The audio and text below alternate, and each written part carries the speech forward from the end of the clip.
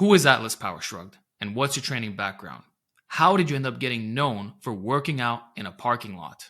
Well, I mean, until recently, I was fairly recently. I mean, by recently, I mean like 5 years ago, but I was just probably a regular lifter, like a whole lot of people out there, going in consistently, loving the squat, bench, and deadlift, and, some other lifts, probably prioritizing those a little bit too much, not doing enough variety, enough emphasis on the accessories, enough bodybuilding, etc. I'd made some pretty good gains in my early 20s and then kind of hit a plateau and left it at that. I didn't think I'd hit my natural limit per se, because I always there's more I could have done, but I didn't think there was that much more possibility out there that the juice would necessarily be worth the squeeze to really get that deep into it, right? Just a regular lifter like a lot of folks. And then the lockdowns in 2020 happened, the gym shut down, and I was left with, nowhere to work out except the parking lot that you guys all see. I had a deadlift bar at that time because, squat, bench, and deadlift were so important.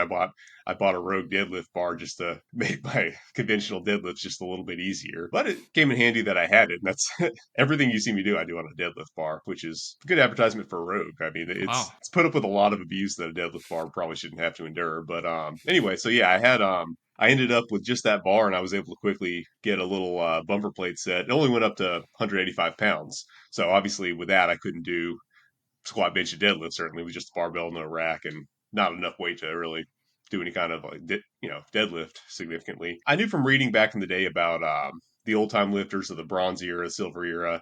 I had read a lot about that on the Chaos and Pain blog by Jamie Lewis. If you guys are familiar with that, it might be before some of your audience's time, but really cool blog. He talked a lot about the history of it. So I knew in the back of my head that the old timers got a whole lot out of very minimal equipment and they were able to do some pretty impressive things, but I never really tried too much of it myself. Some of the simpler, more meathead friendly stuff I'd done, like Zercher squats and one hand deadlifts, but a lot of the more complicated old time lifts that are a little bit harder to figure out.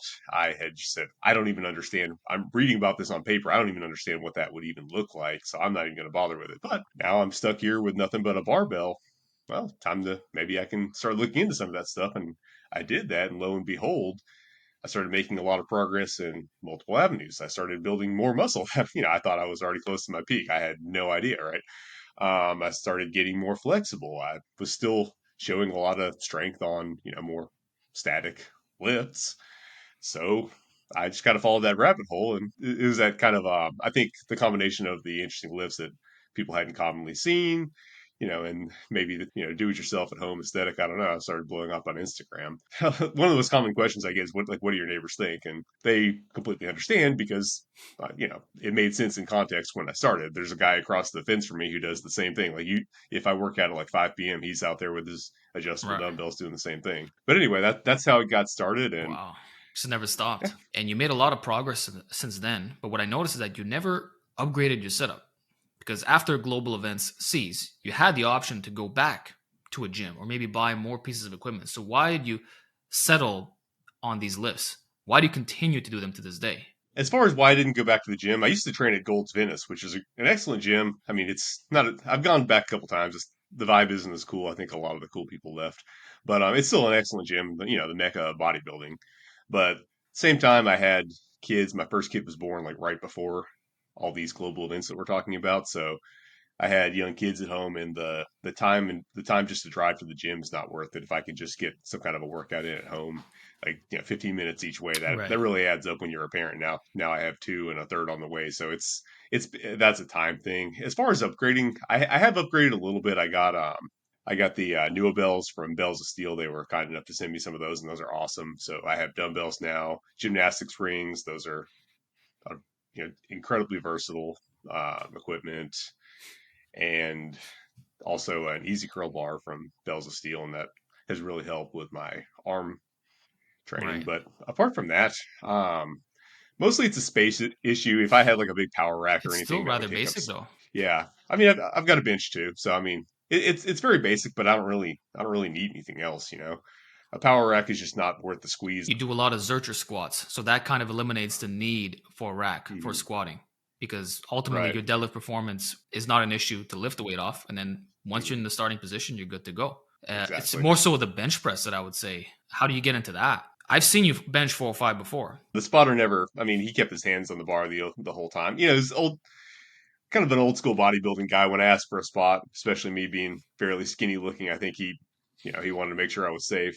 I could feel that he didn't do much, but you can't count it if the spotter never lets go of it. You know what I mean?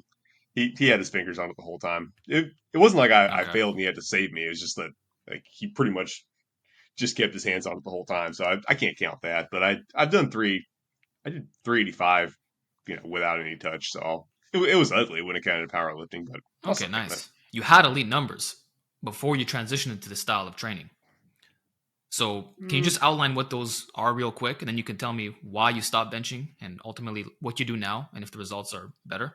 we could say good numbers, but I mean, all of my best presses have been at a fairly high level of body fat.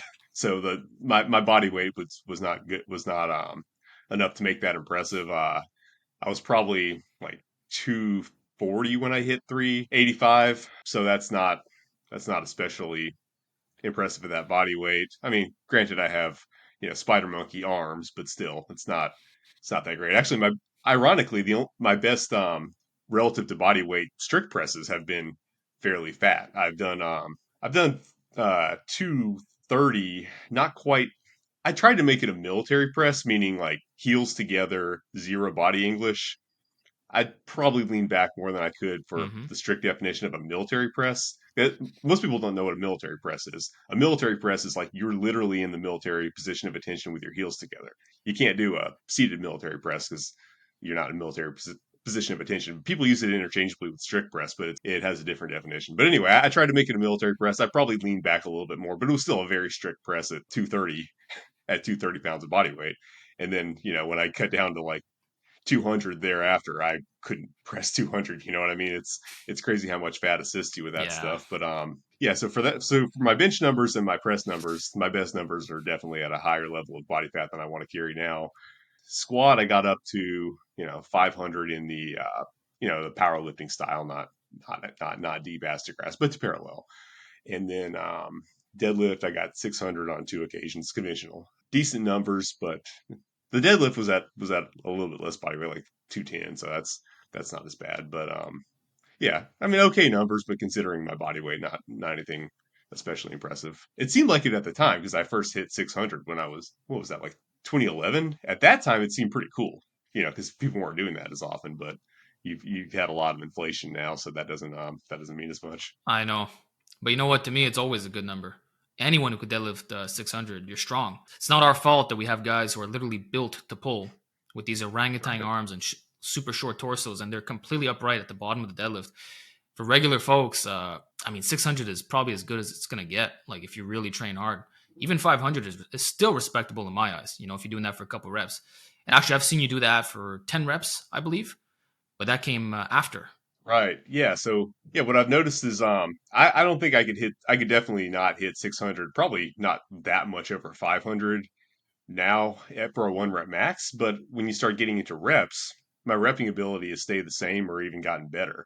I've hit a couple of rep PRs while barely training the conventional deadlift at all. Exactly. And that's this idea of strength being strength. That at Hmm. some point you put on so much muscle and general performance that it carries over to anything. And you can just muscle through without being overly technical or training like a powerlifter. And I think that's what distinguishes your training style. It's similar to mine, but you're doing it through these old school, unconventional lifts. So you mentioned that there was this explosion of gains, right? So you already had these very respectable numbers, okay? And yet you made even more progress. So can you tell us what exactly that is? Like, did you gain more inches of muscle? Did your lean body mass go up proportionally? Is your relative strength higher? Like, what exactly we're talking about here? So I mean, some of the inches are hard to measure because I mean a lot of it's been on my back. I mean, my back's where I've made the most gains.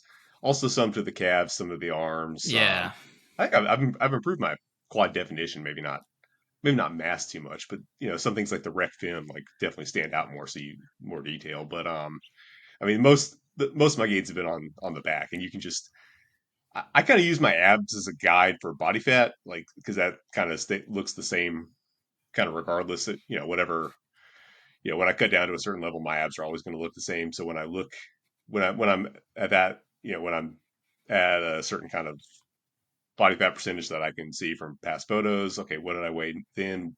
What do I weigh now? Same basic body fat percentage. I've gone from like, I don't know what the body fat percentage is. And I mean, even when you do get that measure with a DEXA scan, there's always a degree of inaccuracy. I think the only way to actually get it accurately tested is to Yes. get weight on autopsy. I'm not dedicated enough to bodybuilding to go ahead and do an autopsy right now. But looking at relatively similar body fat, I've gone up from like 200 pounds at a fairly lean state, maybe low double digits, maybe 12%, kind of. Who knows? Kind of looks like it. I don't know. To same basic body fat percentage at 215 over 4 years. So it's pretty good. And you can just see in my back, like I have more back definition at the top of my bulks now than I did at the bottom of my cut at that time. But I have managed to make some gains in other areas too. But back is where obviously you have a ton of like body weight potential, right? I would agree. And the back has the most muscles in the upper body. So you really bring out details. Like even in myself, when I'm a heavier body fat, I just see like those mini muscles of the upper back popping out that didn't used to Hmm. be there 5 years ago. And I think a lot of that is just the whole spinal rectors, the teres major, all the divisions of the traps, the rear delts. You just get this grainy, dense, what the old timers called a sinewy look. And you Hmm. seem to have developed that exact look, funny enough, by doing those hardcore old school lifts. Thank you. And I mean, again, I'm looking at your back as inspiration too, because I've got I've got some good detail, but you have the width. It's insane, and I think that's really where the old school guys before the It's, steroid era compared best to modern competitors, and where you also stack up really well.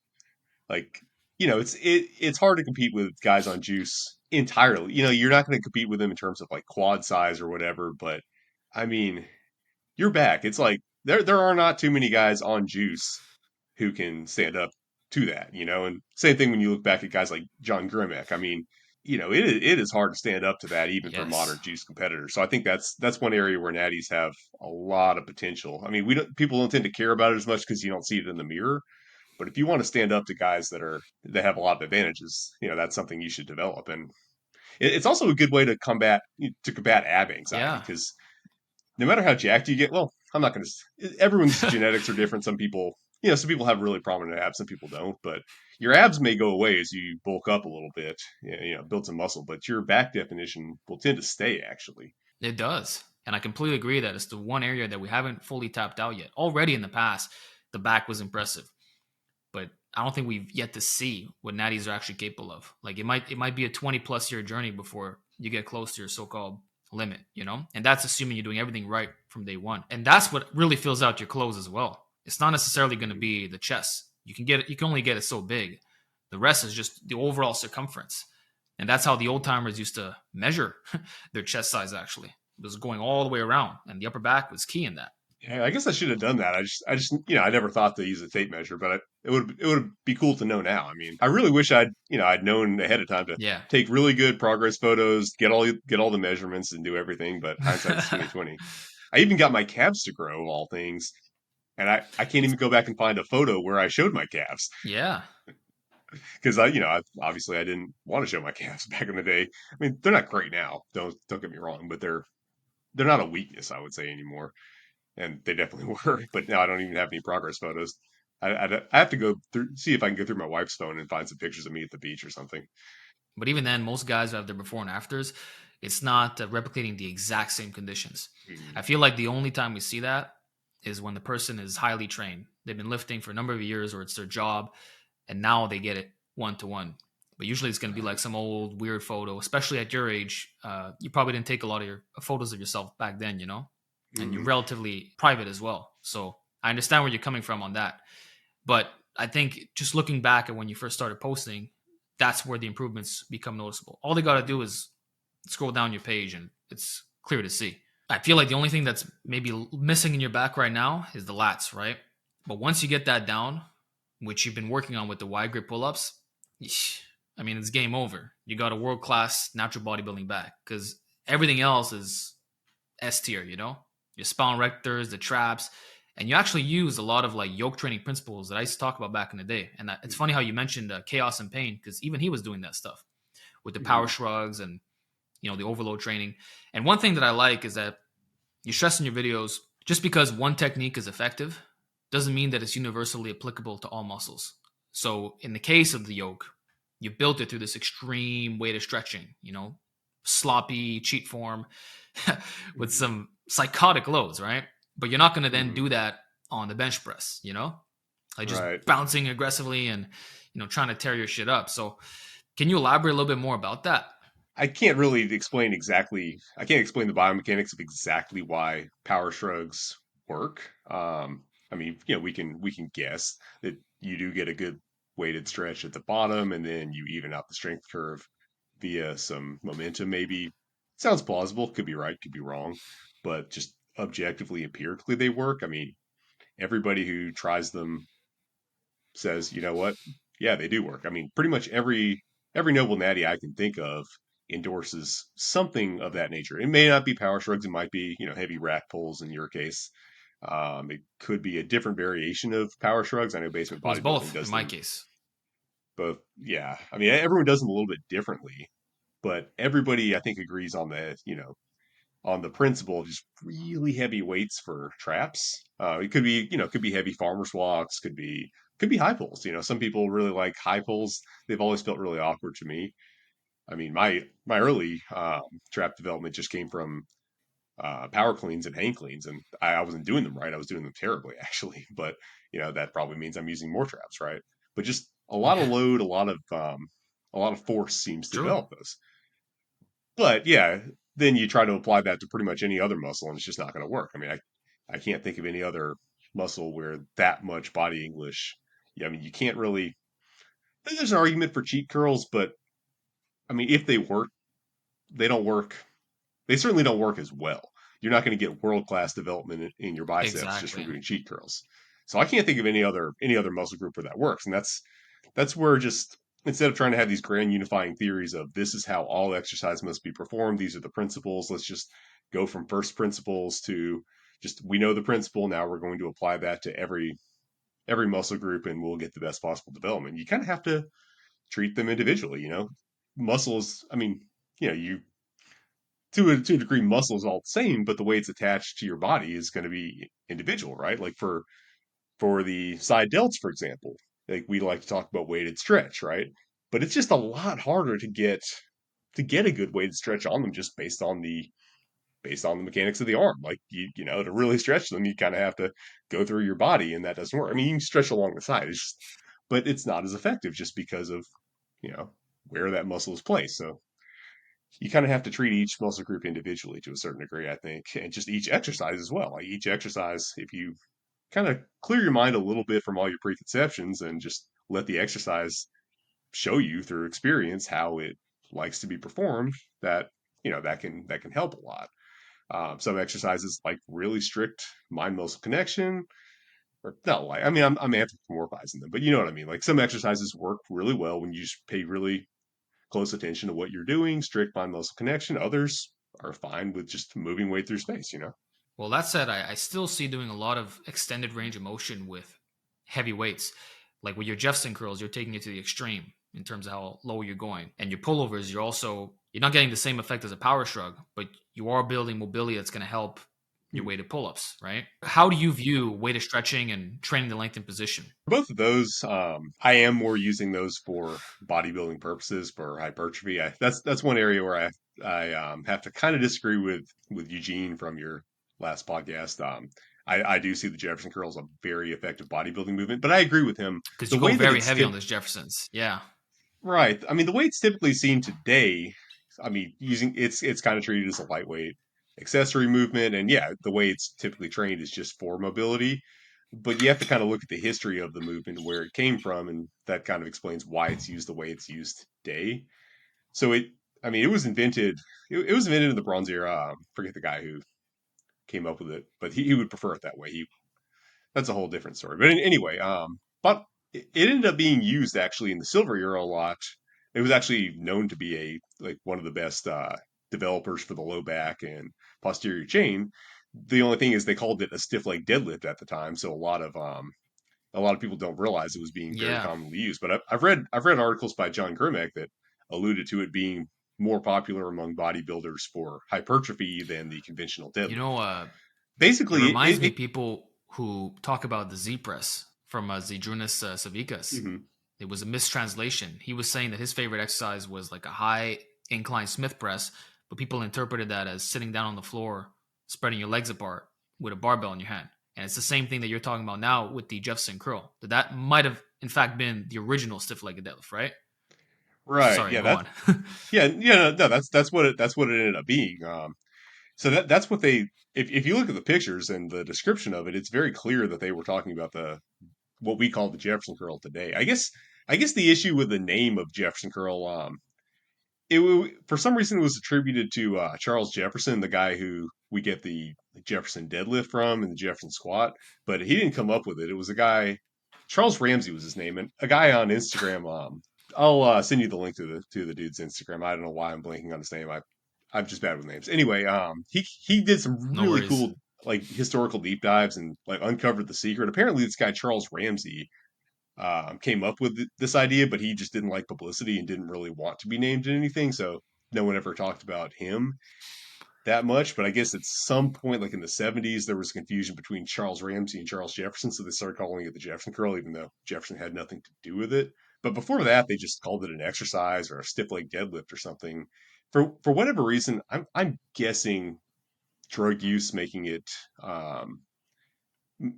changing the risk to reward ratio and making exercises that are that strenuous on the tendons, a little bit less of a good option for competitors.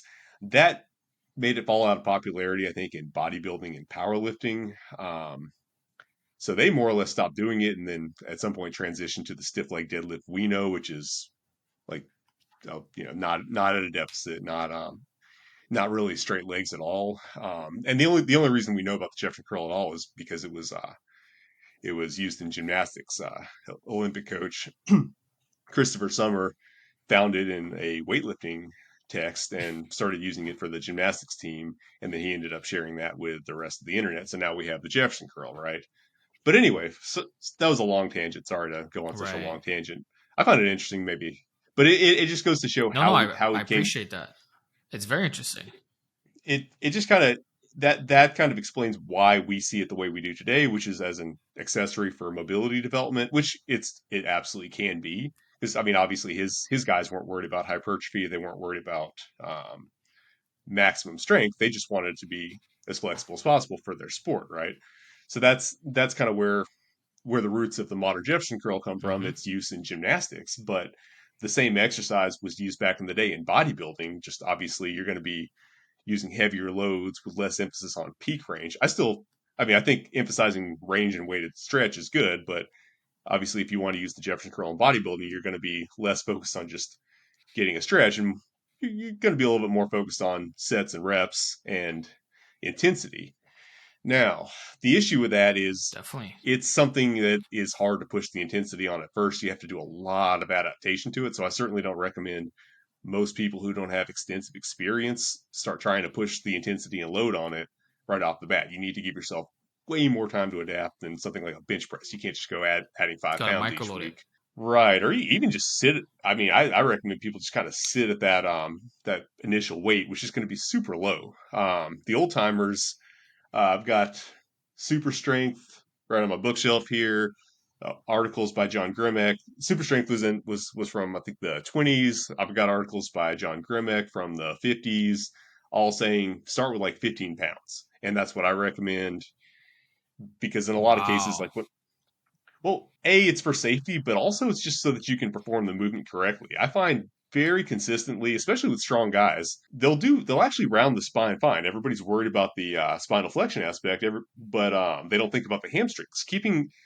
Keeping your legs straight in that deep of a stretch is a very vulnerable position for a lot of people because especially we sit all the time, we're not stretching our hamstrings, and most of the lifts that we do don't emphasize that much of a hamstring stretch. So a lot of strong guys will have difficulty keeping their legs straight, and like they might be using 45 pounds, not that much, and sometimes I have to get them down to like 15 pounds to get them to feel comfortable Wow. exposing their hamstrings to that vulnerability.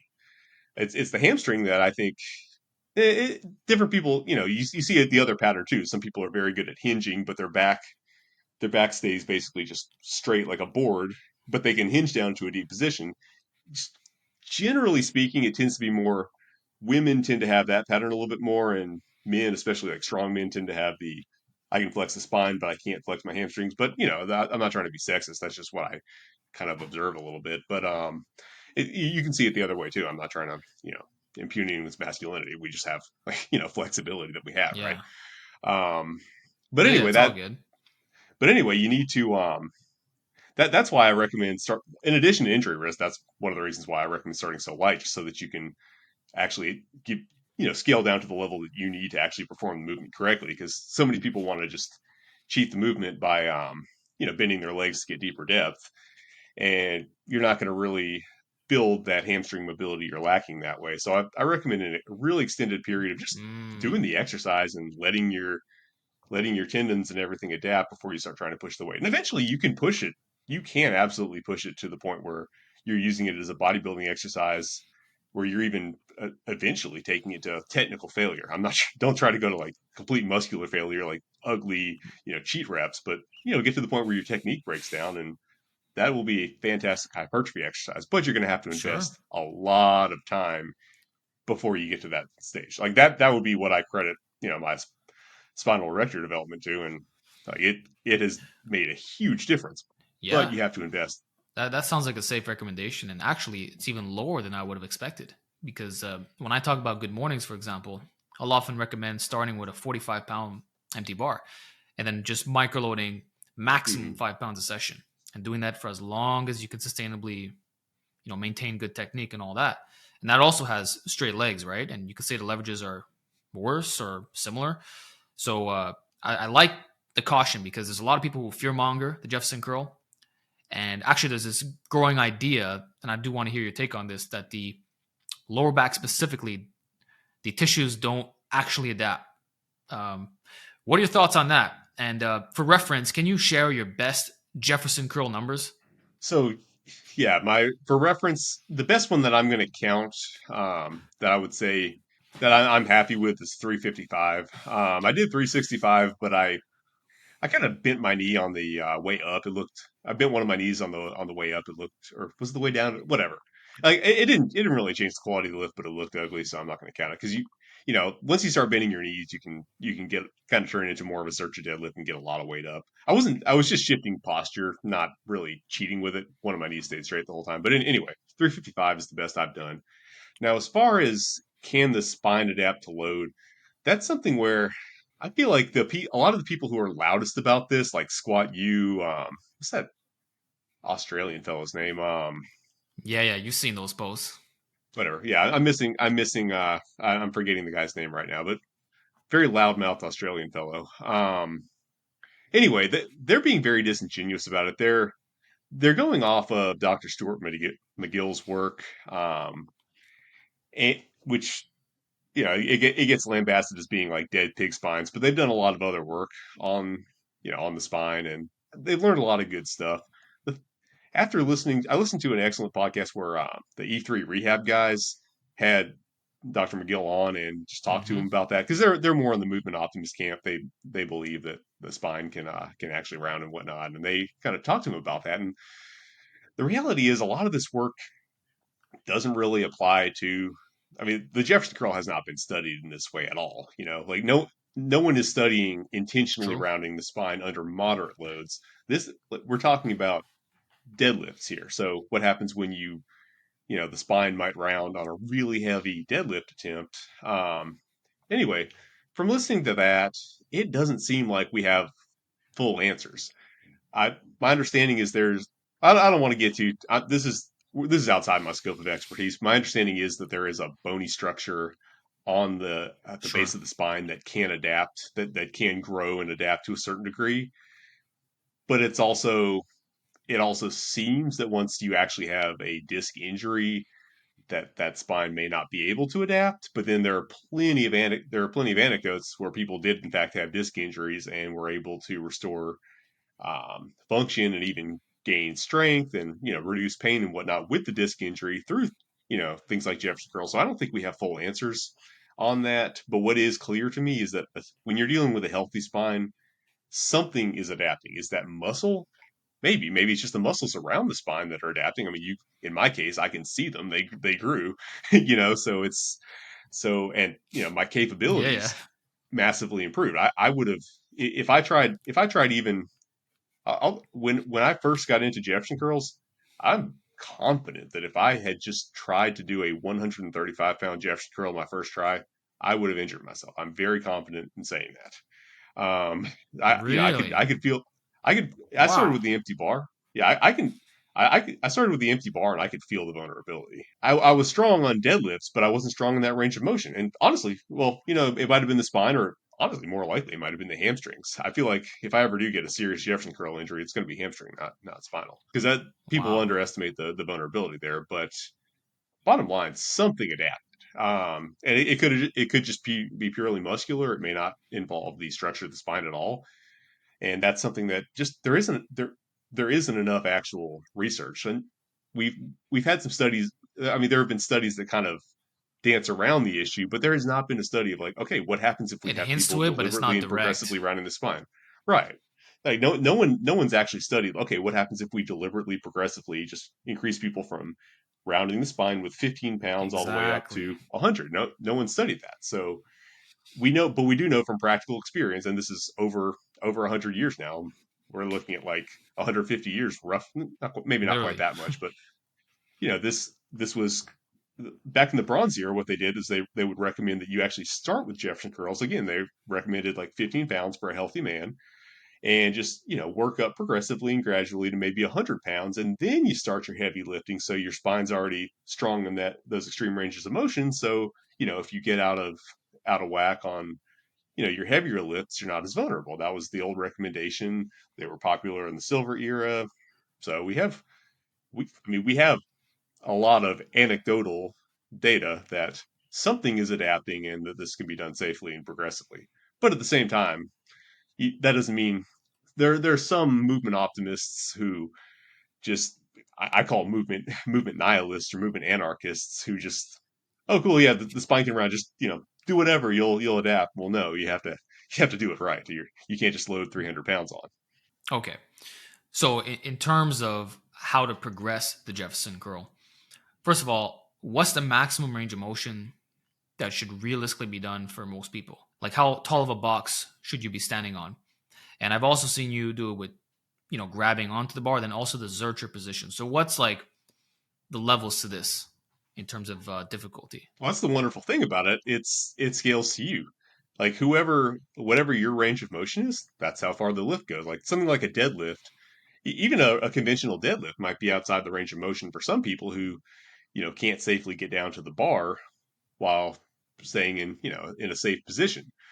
The Jefferson curl, I mean, you basically you keep your legs straight and you round your spine over as much as possible, hold the stretch, and then come back up. So wherever that ends up being for you, if the weight ends up getting down to your knees and coming back up, well, if that's the range of motion for your body, that's what you should start with. And you can start with well, first of all, you ought to just start with feel the movement out just with your own body, because at the end of the day, it's just like a pike stretch essentially, right?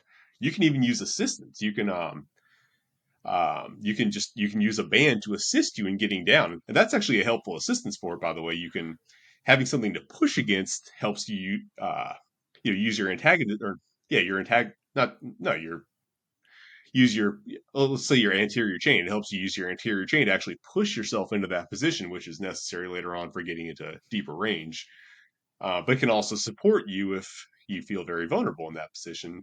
You can just try body weight, then you can go up to a 2.5-pound plate. I showed my mom the Jefferson curl with, I got her, I think it was like a 3-pound dumbbell, and she did the movement with a 3-pound dumbbell, and she's Wow. 70.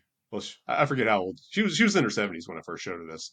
So, but the bottom line, in a lot of ways, it's more scalable than a lot of exercises we don't see as dangerous, because you don't need a barbell, so you don't have to start with 45 pounds, or like 45 pounds with a 10 on It's each true. end. You don't have to start with 60 pounds. You can start with 3 pounds, and you can just go down to whatever range your body can go to, or just whatever's comfortable. So that makes it very scalable. Now, I still Nice. don't recommend. Obviously, if you have an active back injury, I'm still not saying just try it anyway.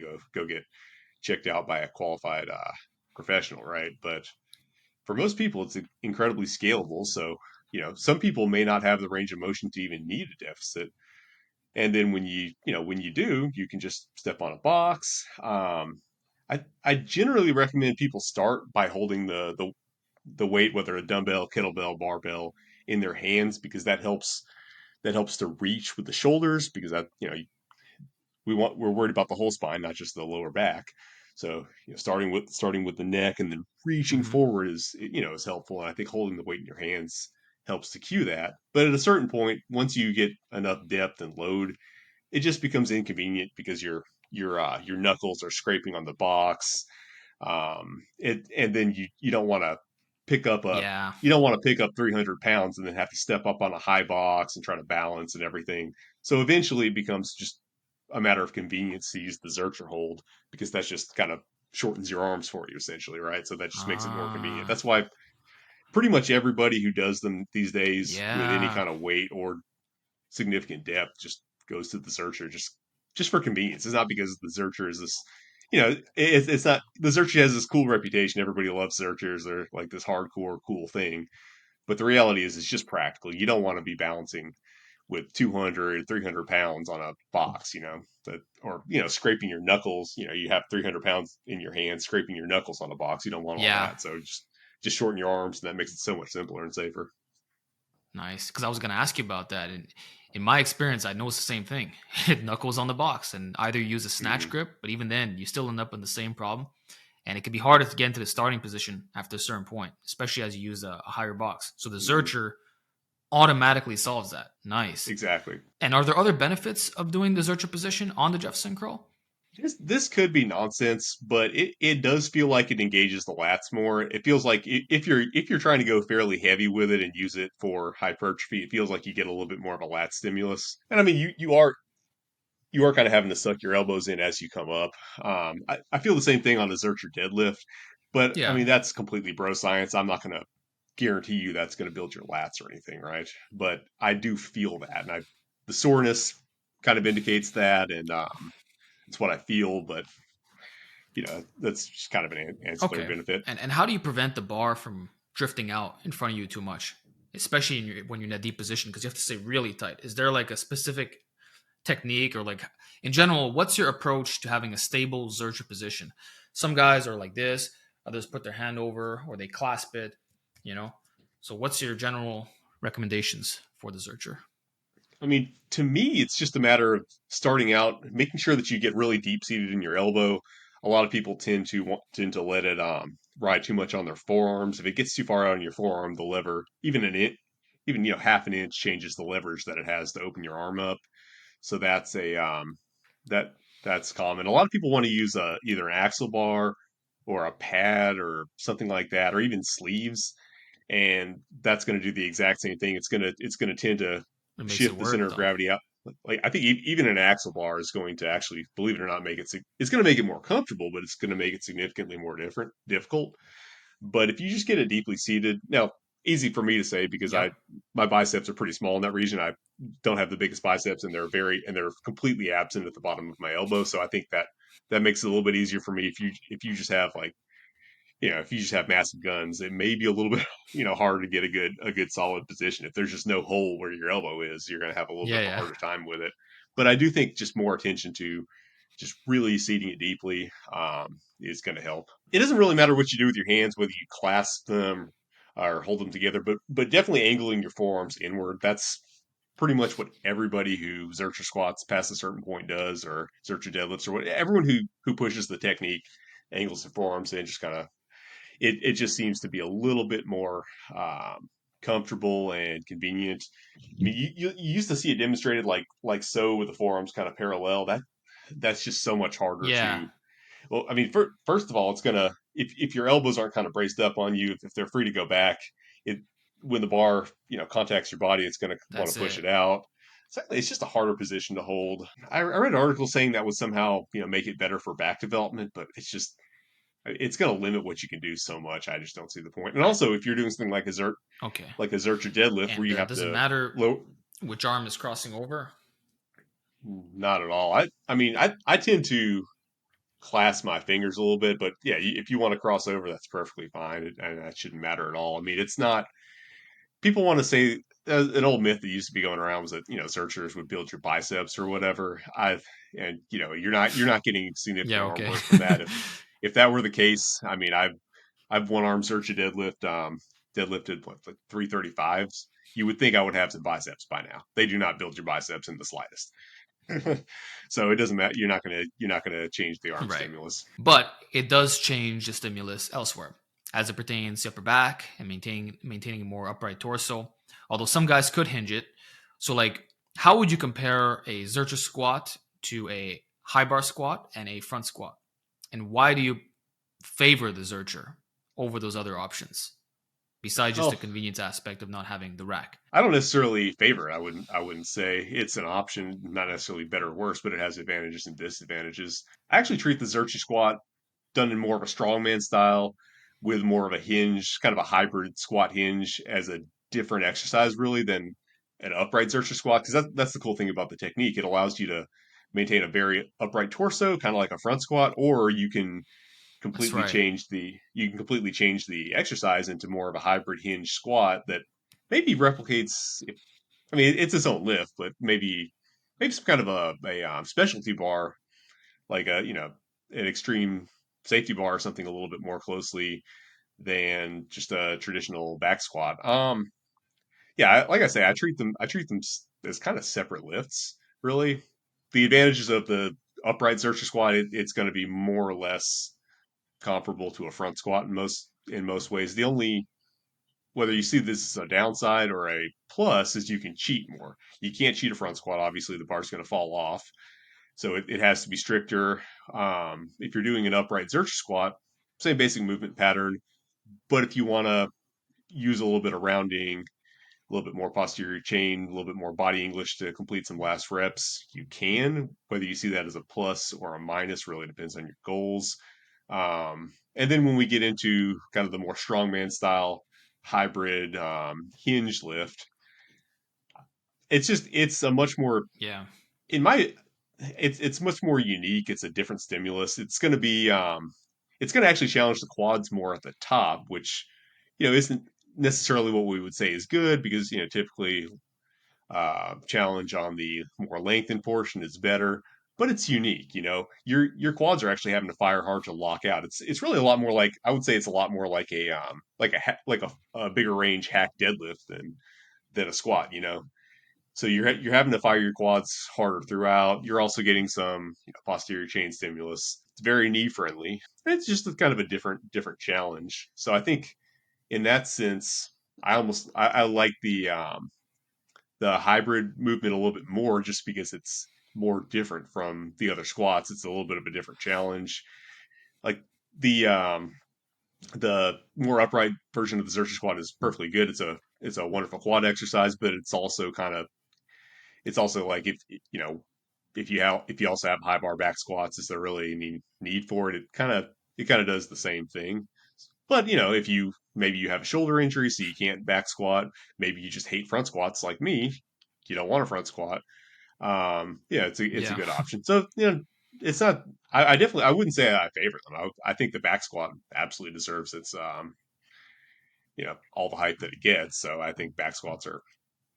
But ultimately, why don't you do both at some time in your training? You're going to be training for decades, so I think you're going to get better overall development, better overall capabilities Might if as you well. spend plenty of time on all of it. I agree. In general, combining specialty bars with straight bars is a good idea. And if you throw in Zerchers, that's another addition. Actually, what are your thoughts on the idea that bodybuilders shouldn't be doing Zercher squats because it's unstable for hypertrophy? How is it unstable? I mean, are you made?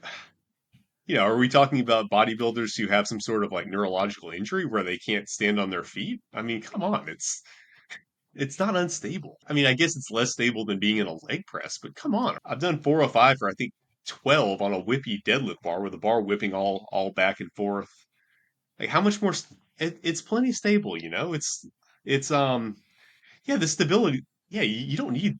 I mean, people can balance a little bit. Like, Yeah, I mean, we're yeah. designed for bipedal But with locomotion. We Zerchers, can they balance on say our for feet. one, it's unnecessarily painful. The bar could drift out a bit, and because there's a greater bracing demand, you're involving the core more. There's potential thoracic rounding that it shuts off your ability to produce a lot of force, which I don't buy That's either because there's some guys who actually Zercher squat comparable numbers to their back squat, sometimes even more when they use that hingy technique, my Zercher squat and you is do get used higher to than it. my back squat. Um, you know, as far as Really? the pain, I So mean, what's your Zercher squat right now?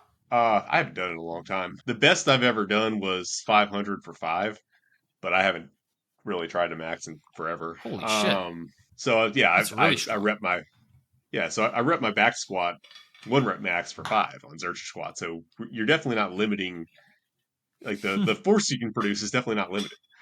Now, if I were going to do a strict upright technique, it would obviously be less. But then if I were going to do a strict upright squat, my max squat would obviously be less, right? As far as the elbow pain, okay, like people try. The thing is, people try it as intermediate, advanced lifters. Ow, that hurts. But do you remember what having the bar on your back for the first time felt like? Yeah, that hurt too, right? I felt like it was uncomfortable. You ever tried front squats? Those Yeah, are 2 weeks and it was gone. dude, Yeah, front squats are still hella uncomfortable. I mean, like I no squat is uncomfortable the first time you do it, but if you do it always. regularly, you adapt. To me it is literally not any more uncomfortable than a back squat. And I mean, I've done one arm zerchers with over 300 pounds. I did um 355 355 one arm zercher squat. I can't two arms zercher squat. What would that be, like 700 pounds? I can't do that. So obviously the arms aren't the limiting factor. I mean, you're just relying on structural strength. Your muscles don't have to do anything, so your upper body isn't Yeah, going to limit anything. It's just a different holding position. that's a great point, especially comparing it to the back squat. Like, I would say the low bar squat is way more uncomfortable than a Zercher Hmm. squat. You're pinching Oh yeah. everything super tight. A lot of guys end up with shoulder problems, even Hmm. freaking elbow issues. You see them wearing sleeves and wrist wraps. So you're Hmm. contorting yourself. I would say that's worse. And the front squat, the collarbone pressure Oh. can rival, the tendon pressure of the Zercher. And we have natties who have done over 700-pound Zercher holds in the rack.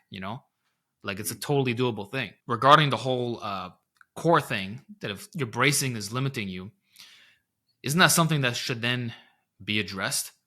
So, like, how do you Exactly. view ab training and in general just axial loading on these big, heavy compounds?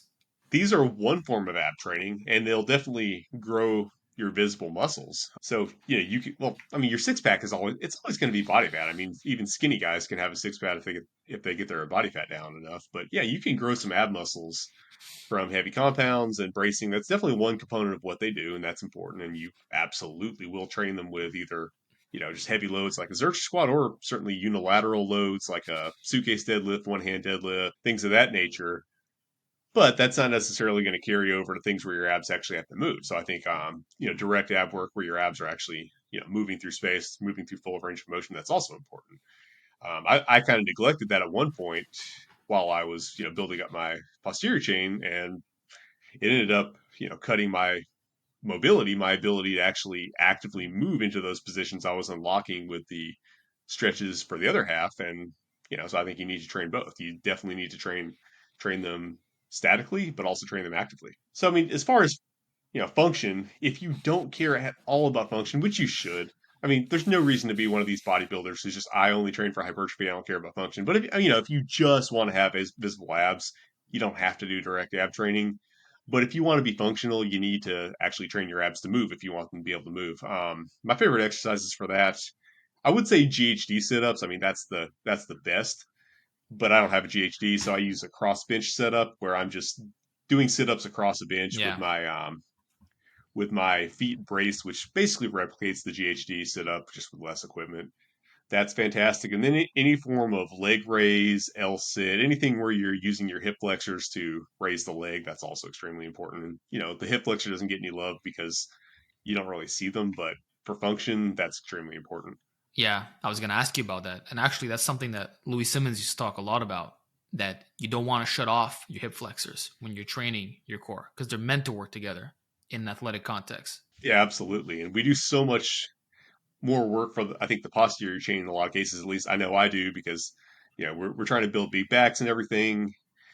You really have to try to make sure that those lame muscles you don't care about in the hip flexor are proportionate. Otherwise, you're going to run into problems. So you have to make yourself give them the same love that you do to the posterior chain. So speaking of neglected muscles, what are some other areas that you see are highly neglected, not just for the lower body, but also the upper body?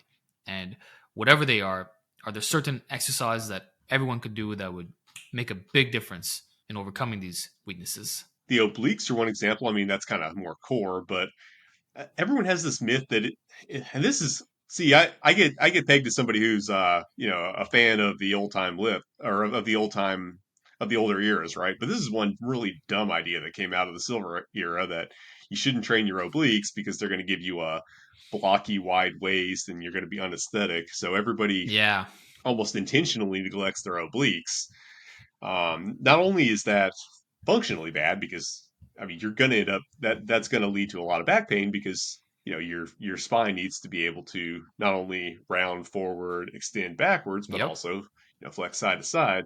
It's a It's lateral also pressure. gonna, but it's also going to be unaesthetic in a lot of cases. I've seen a lot of young guys now posting on Instagram, posting about their bad genetics because they have kind of like an hourglass shape. They have like dips in their midsection that looks a little bit feminine because they're just their bone structure. They have wider hips and whatnot, and they're complaining about how bad their genetics are, and I'm just doomed to have like childbearing hips and whatnot. I've seen a couple young guys posting like this. Well, not everybody's gonna have narrow hips and wide shoulders. People have different structures, right?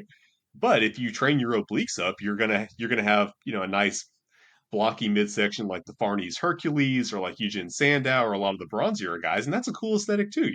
Not everybody has to look like Steve Reeves, and in fact, you Yeah. know, not everyone should. We have body positivity today, and that's sometimes taken to an excess to just include people just don't want to, just are not eating correctly, and we are supposed to extend body positivity to them. But how about we be positive about just the different ways that people can look when they're in shape. And Yeah. yeah, you may not have the best V taper, you may not look like Steve Reeves, but you could look like, you look like the statues of Greek heroes with big oblique Wow. sections. That if that's your best look, then train your obliques and embrace it. So that's one that I see a lot of people are afraid to Yeah. do. And then certainly the rotator cuff, I think, doesn't get enough love. It's kind of hard to. It's another one that's hard to care about. But a lot of people have shoulder issues and aren't really directly training the rotator cuff. So that's something that definitely needs some love. You can't necessarily see those muscles, but you will totally see the results if you're not able to train everything else effectively, because that's limiting you. I mean, I would argue that probably one of the biggest limitations in my arms has been my shoulders and elbows. So, and yeah, I do think some of that stems from not doing enough training for the rotator cuff to keep my shoulders healthy early on. Because if you have that weak link, it's going to have a trickling down effect. You're not going to recover as well between your pressing sessions. You might require more Mhm. deloads. Overuse can creep up on you. And same thing with the elbows. If you can't press heavy, I mean, that cuts off your progressive overload. And maybe you won't be able to Mhm. isolate your arms anymore. So it creates a whole host of issues just by addressing something so simple. And regarding the obliques thing, I mean, you can't do anything about your structure. But if you're naturally wide, well, you might as well be the thickest wide guy Mhm. imaginable, right? Just have this jack core all the way around. And Mhm. you can also build the lats and shoulders to a level where you kind of do have a good V taper. Mhm. Even the quads. Like you just X frame it. You might not have a Steve Reeves Right. V taper, but you can still be a massive guy. Like John Grimmick did not have a narrow waist, yet he had a crazy physique and he was Mhm. basically undefeated in bodybuilding. If you even look at people like Frank Zane, I mean, Frank Zane had a narrow waist, but if you look at it, that's just structural. His obliques were actually very well developed, and it looked great. He just had that structure, but still, his obliques. It wasn't because he had no obliques. You look at his obliques; they're actually very well developed because he did a ton of ab work. So I think Steve Reeves honestly could have stood to develop his obliques more, and he still would have had a wonderful V taper. I mean, no amount of muscle he could put on his frame would have interfered with his genetics. He would have looked, I mean, he would have looked fantastic regardless. It also makes your physique more impressive when you're in a bear mode state, is what I would argue. Definitely, just gives But spreads it around more. Yeah, yeah, and I would say the same to you. You don't have this super narrow waist, but also when you turn around, it kind of looks like you have a small waist, right? So you talked about the upper back and the spinal erectors. I did want to cover one more thing about the Jefferson curl real quick, and that is if someone were just focused on bodybuilding and training in a way that like you promote, would it be wise to just stop doing like partial deadlifts or like block pulls, rack pulls, or conventional deadlifts off the floor? Like, should someone just do deficit pulls and Jeffersons in the Zercher style? Because I always talk about like stimulus to fatigue, right? And in my own experience, like of switching over to good mornings primarily to get more out of less weight, it's had the same hypertrophic outcomes in my posterior chain as deadlifting 500 plus pounds for reps. Like to me, it's interchangeable. So like, do you see Jefferson curls in a similar light? Like, can someone use them exclusively? Because I've seen you in the past talk about the importance of the conventional deadlift, especially like you preferred over trap bar, right? That guys are kind of neglecting certain areas of their hinging, right? So how do you view that like in a bodybuilding only context? If someone really wants to take this seriously, like could it replace all your other hinges or should they?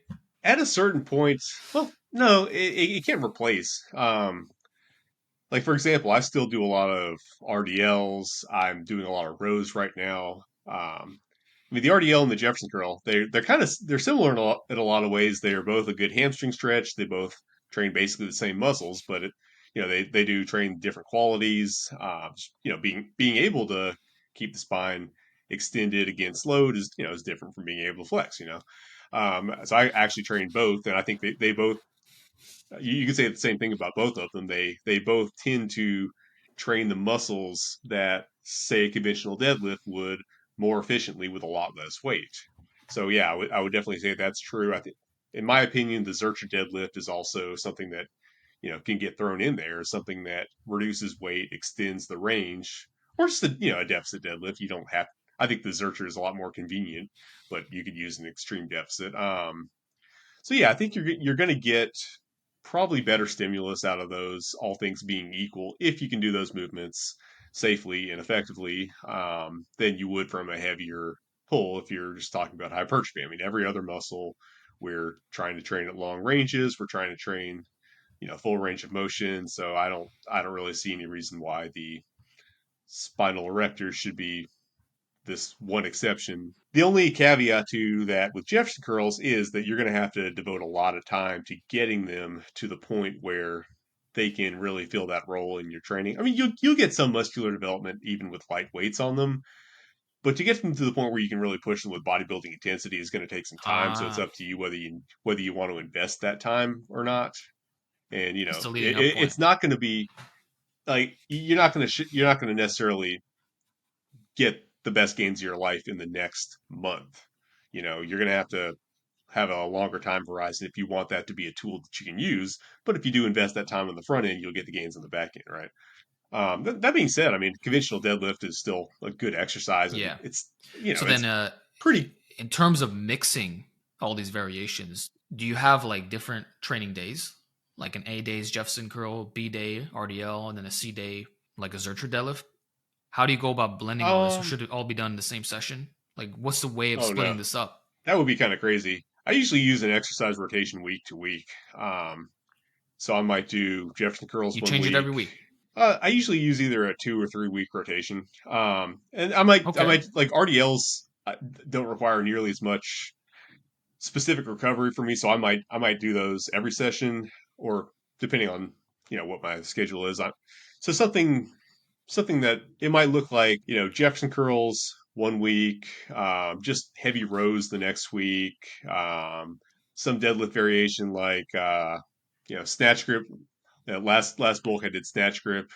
This year I'm trying to figure out what works best. Maybe one hand, or maybe just a 2 week rotation. Where anyway, I'm kind of figuring out my bulk this year, playing it by ear. But anyway, yeah, there's going to be like a rotation of basically heavy pulls because I do find that I need more specific recovery from all these because I tend to push the intensity pretty high, maybe higher than I should, but it's what works for my schedule right now. Yeah.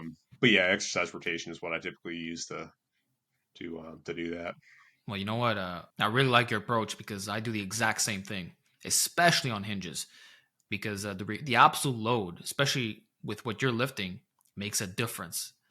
And guys who aren't strong yet don't understand, but they eventually will. And you're addressing all deficits of one exercise, like you're not just doing like super ROM all the time. Like you said, the RDL complements the Jefferson curl and vice versa, right? So in terms of, because they are very hard on recovery, right? Do you employ lower volumes at all? Like, how do you feel about volume and intensity? Because you mentioned not training to failure before. So I'm guessing like 1 to 2 reps in reserve. But what about the amount of sets? Like, do you do ramping sets? Do you do multiple sets? If that's the only like hinge that you're doing, how should one go about that? How should one go about that is probably different from what I do.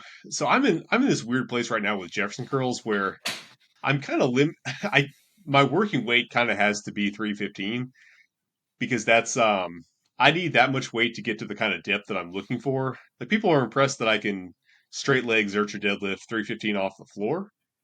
And I mean, okay, that's fine. But what people don't realize is I can't do that with any lighter weight. Or, I can get down to like 300 or something, right? I can't do that with 275 or 225. I can't straighten Mhm. my legs out that much. I need the weight to pull me down to get that range. So Wow. I'm kind of limited to working with that. I'm trying to get my reps up at 315 right now. So the intensity is fairly high and the volume is fairly low. Maybe not the best approach, but I'm also doing other mobility work to try to work on that. So ideally, I'm trying to get up to where I could do like six or so at 315, and hopefully that'll lock in the strength to where I can, push a little heavier, get a little bit deeper. But anyway, so I'm going fairly low volume, fairly intense, just to try to train in that extended range because those are kind of the limitations I'm under. That being said, I don't recommend anybody else do that. I think probably a more standard approach, not taking things as hard would maybe definitely leaving some reps in reserve would be probably a better approach for most people. I mean, I'm not pushing absolute muscular failure, but technical failure. Like I can't do another rep correctly. That's where I stop. So you're still lifting decently heavy, but you're not overloading and hitting, say, 1 rep maxes or a bunch of triples. Like you're really looking for some quality reps first, making sure that everything is pristine, which also helps with this injury prevention and recovery. Yeah, and like I say, I'm probably pushing the envelope Okay. more than you should. I prefer to train them like in the you know 4 to 10 range. I feel like that's a good balance. But in my case, I'm going a little bit lower right now just to get the weight that I need to get the stretch that I'm looking for. Which, yeah, I mean, and if you're using them for Okay. mobility, normally you would think you would want to go lighter and just focus on technique. But I, for me personally, I need a heavier weight to get the stretch that I'm looking for. So that's why I'm going a little bit heavier than I would normally recommend in Yeah. most cases. And what's interesting, while we're on the Yeah. And to topic be of in that efficient recovery, rep range, of course. yeah. So while we're on the topic of recovery, this is a kind of a misconception I had about mobility training because I didn't know anything about mobility training back in the day. I thought you had to do high frequency to ever get more flexible, right? That's just kind of the misconception I had. But what I find is I can't get back to the kind of flexibility that I'm trying to get if I if I do this stuff every week. I do some mobility work every week, but I can't express my maximum flexibility every week. I have to give it more recovery time than that. Just like strength work. That's an interesting thing that I've learned. Well, it makes sense because you are training that extreme way to stretch, and that does increase muscle damage. And now we have some data showing that stretching only builds muscle. So there's that passive tension, right? And usually that can take a minimum of 5 days to recover. And you're not doing this, and that's assuming the weight isn't even that crazy. But you're doing like hyper range of motion with the heavy loads. So of course it would take you a long time. So I can totally see that perspective. So speaking about the length and position and like cheat reps, do you ever incorporate that with like sloppy barbell rows? Because we talked about power shrugs before, but like how do you view the topic of strict rows versus cheat rows? Yeah, that's really interesting. So I don't do them. I don't do barbell rows nearly as sloppily as I do power shrugs. That does not feel good to me. If I'm using a bunch of quad drive to make it happen, it just feels gross to me. I don't feel like I'm getting anything from my lats. It feels kind of worthless to me, so I don't do them that way.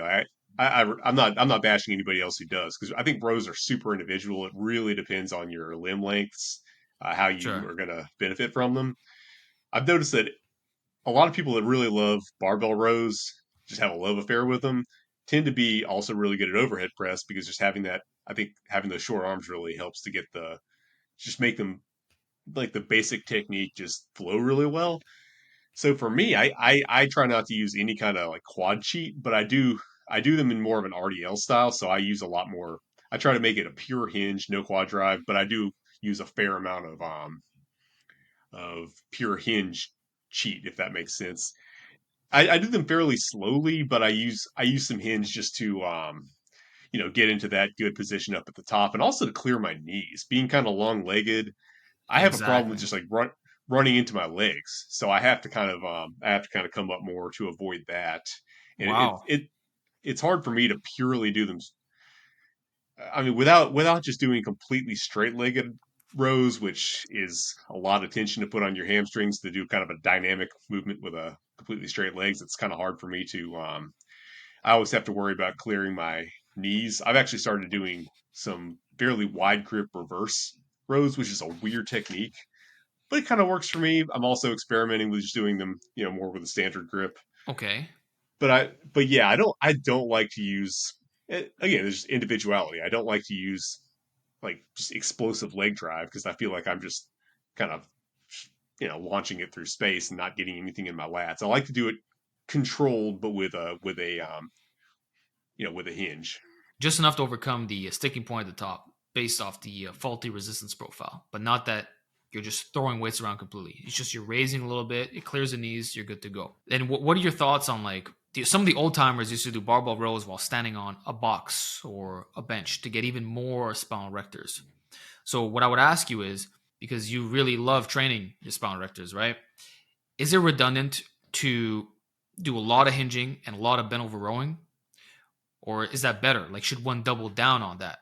Like, where do you see the need for, if any, chest support or doing an inverted row or any other alternatives that you could think of? I tend to do more of a golden era style row, off of a platform on, with more uh, spinal movement on weeks where I'm not, you know, doing Jefferson curls or anything with a whole lot of extreme flexion to kind of cover that base while also getting the row stimulus. And I think you just get more range of motion for the lats. You change the angle up a little bit. I think it's very beneficial for that reason. I really like the golden era row, so I'm trying to get better at it. But I don't always do it that way. Sometimes I'll just do it with a shorter range of motion off the floor, and that's what I'll typically do if I'm doing a lot of spinal flexion in the rest of my training. Um, Obviously, I don't have any access to rowing machines with chest support. I can use a bench, but I don't care to do that.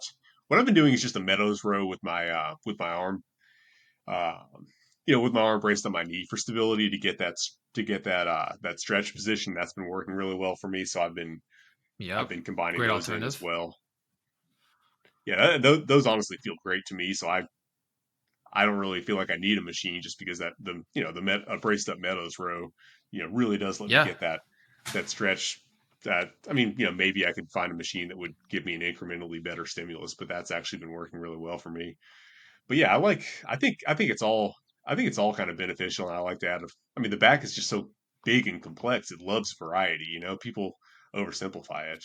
While I'm on Yeah. the topic, I mean, people always seem to think that because I like pullovers, I hate rows, but I'm not good at rows. My my anthropometry is not especially well suited to them, but I'm doing my best to get good at them, and I'm making that a real focus right now. Is just trying to figure out how the technique works for me, just to get better at them. I think being well rounded is extremely important. So just because I advocate for one unconventional exercise doesn't mean I have anything against the conventional. I mean, I'm trying to get good at rows, pull ups, all of the above. Yeah. And on your pull ups, I find your leverages are not good at all. First of all, you Not have so this good. long wingspan. And when your arms are on that this makeshift setup that you have, they're like completely diagonal.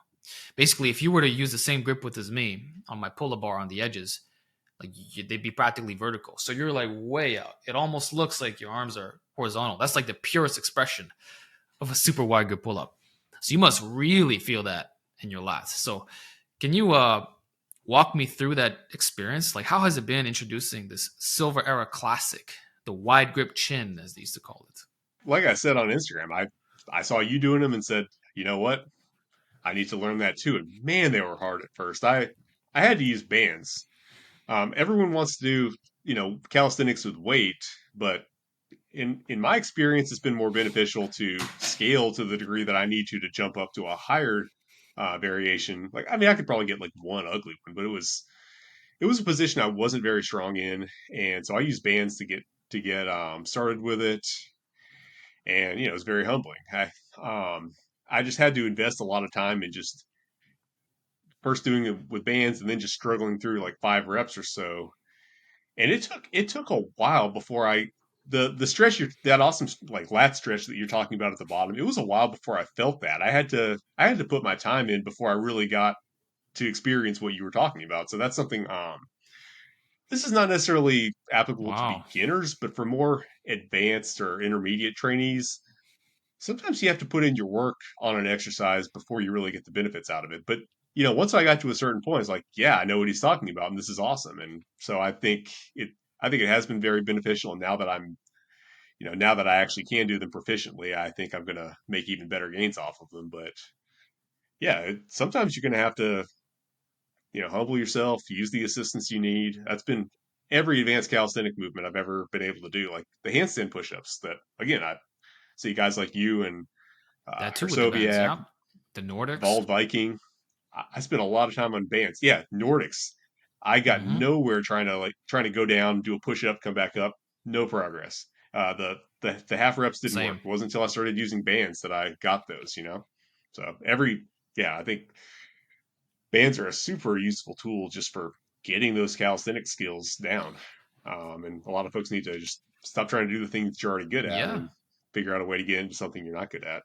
For advanced lifters, obviously, novices maybe you just don't need to start doing all the Yeah. advanced Yeah. stuff. But Especially when the advanced lifter is unfamiliar with calisthenics and they have a heavier body weight carrying all this muscle mass. You're not the same as some 120, 140 pound guy, who's shredded. So if you need to use resistance bands to get into those deep positions, go for it. And I would even mhm. say that in some cases it might be superior because you get extra stability, or it might be more feasible for rep work even when you can perform it without band assistance. For example, the Nordic curl, okay, maybe I don't know how many you could do, but let's say you can perform one full rep, right, without the bands. Is that really the best way to build strength moving forward or train it for hamstring hypertrophy? Probably not, right? You might be better off attaching a micro mini band and now you're in the 5 to 8 rep range, but it's not the final variation. So what we're saying is you don't need to be on level 10 in order to reap the benefits of an exercise. You can be a couple of regressions down and you're still going to grow. You're still getting some good adaptations. And even when you reach level 10, you can mix in the easier variations Mhm. just for additional work. Yeah, absolutely. And I mean, it's a way to bring the advantages of free weights to body weight because on a barbell you don't just jump. Even if you can squat 315, you don't just put 315 on the bar and squat it. You warm up. So even with some of the variations that I'm objectively pretty good at, like sissy squats, I always warm up with bands. I do banded sissy squats to warm up. I'm not just going to go jump my knees Yeah. into a deficit sissy squat. Like that's the one I would say I've gotten best at, and I use bands every time. I use them to warm up, and I'll even use them for drop sets. Like I might hold a plate on my chest for like 2 reps, drop the plate, do like 10 more reps, and then try to get 20 more reps with a band just to Mm-hmm. really get a really solid drop set. And some of this calisthenic stuff, Yeah. like purists will That's a say very good point. you shouldn't do it like that. You should just learn the technique, and just if you improve this or that, it'd be easier for you, but I'm also not trying to be a calisthenics specialist. I want to get a good workout.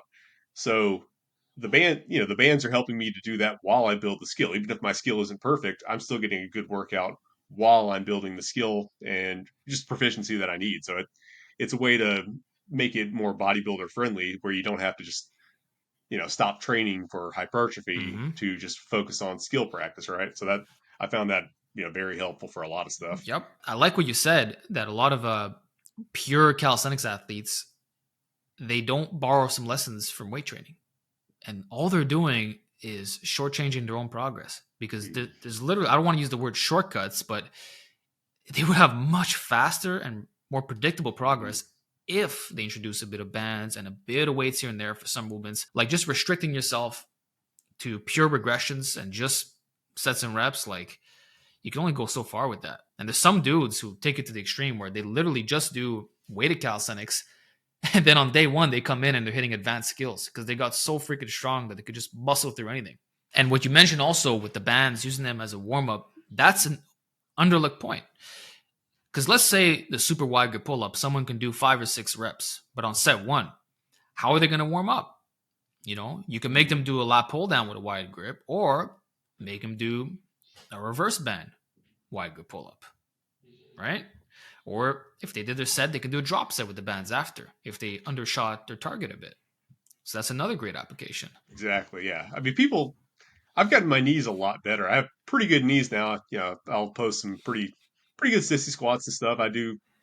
I would say I have good knees, but if I didn't use bands to warm up and I just tried to do the straight exercises, my knees would be shot still. I mean, my knees aren't good enough that I could survive just getting in there, just jumping straight into reverse Nordics and sissy squats with no scale. I would still ruin my knees at this Yeah. point. So yeah, it's kind of unrealistic. Not I don't know how good these people that actually can just pull that off. I don't know. They must have incredible knees because I feel like my knees are pretty good, especially for a 35-year-old dude. But they couldn't with I couldn't stand up to all that without some scaling ability. Being 35 years old, would you say that you're in a lot less pain than you were, say, 10 years ago? Because a lot of people will say that as you approach your 30s, you're getting closer to 40, the body starts to feel banged up, either through your training age or just age itself being a factor. Like, what are your thoughts on people who say, like, you're doomed after a certain point, that you're just going to get in more pain? I think some people like some competitive athletes I think do kind of irrevocably mess themselves up in their 20s. I mean, if you're if you're pushing yourself to, kind of past the point where you've already done damage and you're still pushing yourself, which a lot of competitive athletes do, and that's where we're getting a lot of this stuff from, the former power lifters or whoever, you injured yourself and then you kept going and maybe Yeah, just yeah. used, cortisol shots and whatever to get past it. You might have done irrevocable damage, sure. But for the rest of us, for normal people that aren't like injuring themselves and still trying to still squat 800 pounds after you injured your knee, no, I'm not globally, pain free. I still have all sorts of issues that I work through from time to time, but it's all training. If I've been doing the right things in my training, that body part feels great. If I've been screwing something up or gotten myself injured or something, then it doesn't. But my knees are certainly better than they were in my 20s, much better. Just stronger, more capable. My back is obviously much better, stronger, more capable. Still working on the shoulders, still working on the elbows. That's a work in progress. But again, it's not necessarily that I got old, so I have shoulder issues. It's that I screwed up a lot of stuff in my training, didn't do some of the stuff I should have done, and now I'm trying to make up for that. But yeah, I mean, you're still in the prime of your life. You're still a fighting age man. And I mean, so far I'm only 35. I can't speak to what it's like when you're 45, but I would imagine a lot of that carries over too. And I think a lot of what it is not just how old you are, but just how much time you spent doing certain things. If you've been doing the wrong things now or not, or doing too much of one thing, not enough Yep. of another thing for the past 10 years, it's going to add up after a while. That doesn't mean your body is irrevocably done for. It just means maybe you need to stop doing nothing but squat, bench, and deadlift for decades and expecting that to, give you, robust health, right? Yeah. I've seen guys like Matt Wenning say over time that those who follow minimalist routines where it's hyper specific to squat, bench, dead, they typically don't last in this game because there's so many other areas that have been neglected. And that's where overuse is basically maximized. So if you have no weak links, you do all these hard variations and you pay attention to your body, you factor in load management like you were discussing before, then you should be getting more resilient, not completely banged up by 25. That's absurd. you know? Exactly. I mean, we have special keyboards because if you type on a keyboard repetitively enough, you'll get carpal tunnel. That's if all you're doing is the same thing.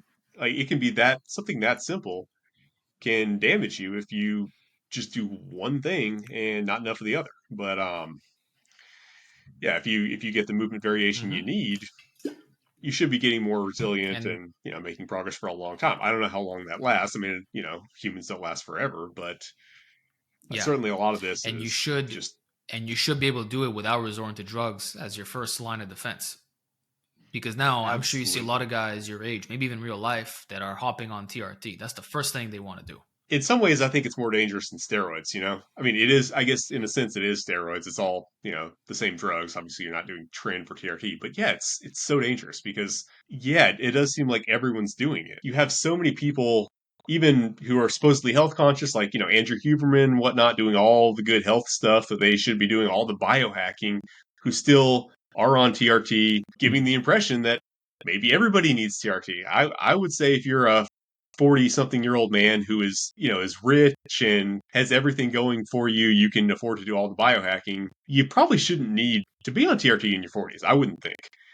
But so many people are. All the masculinity gurus are on it. You've even got kids as young as Alex Eubank on it.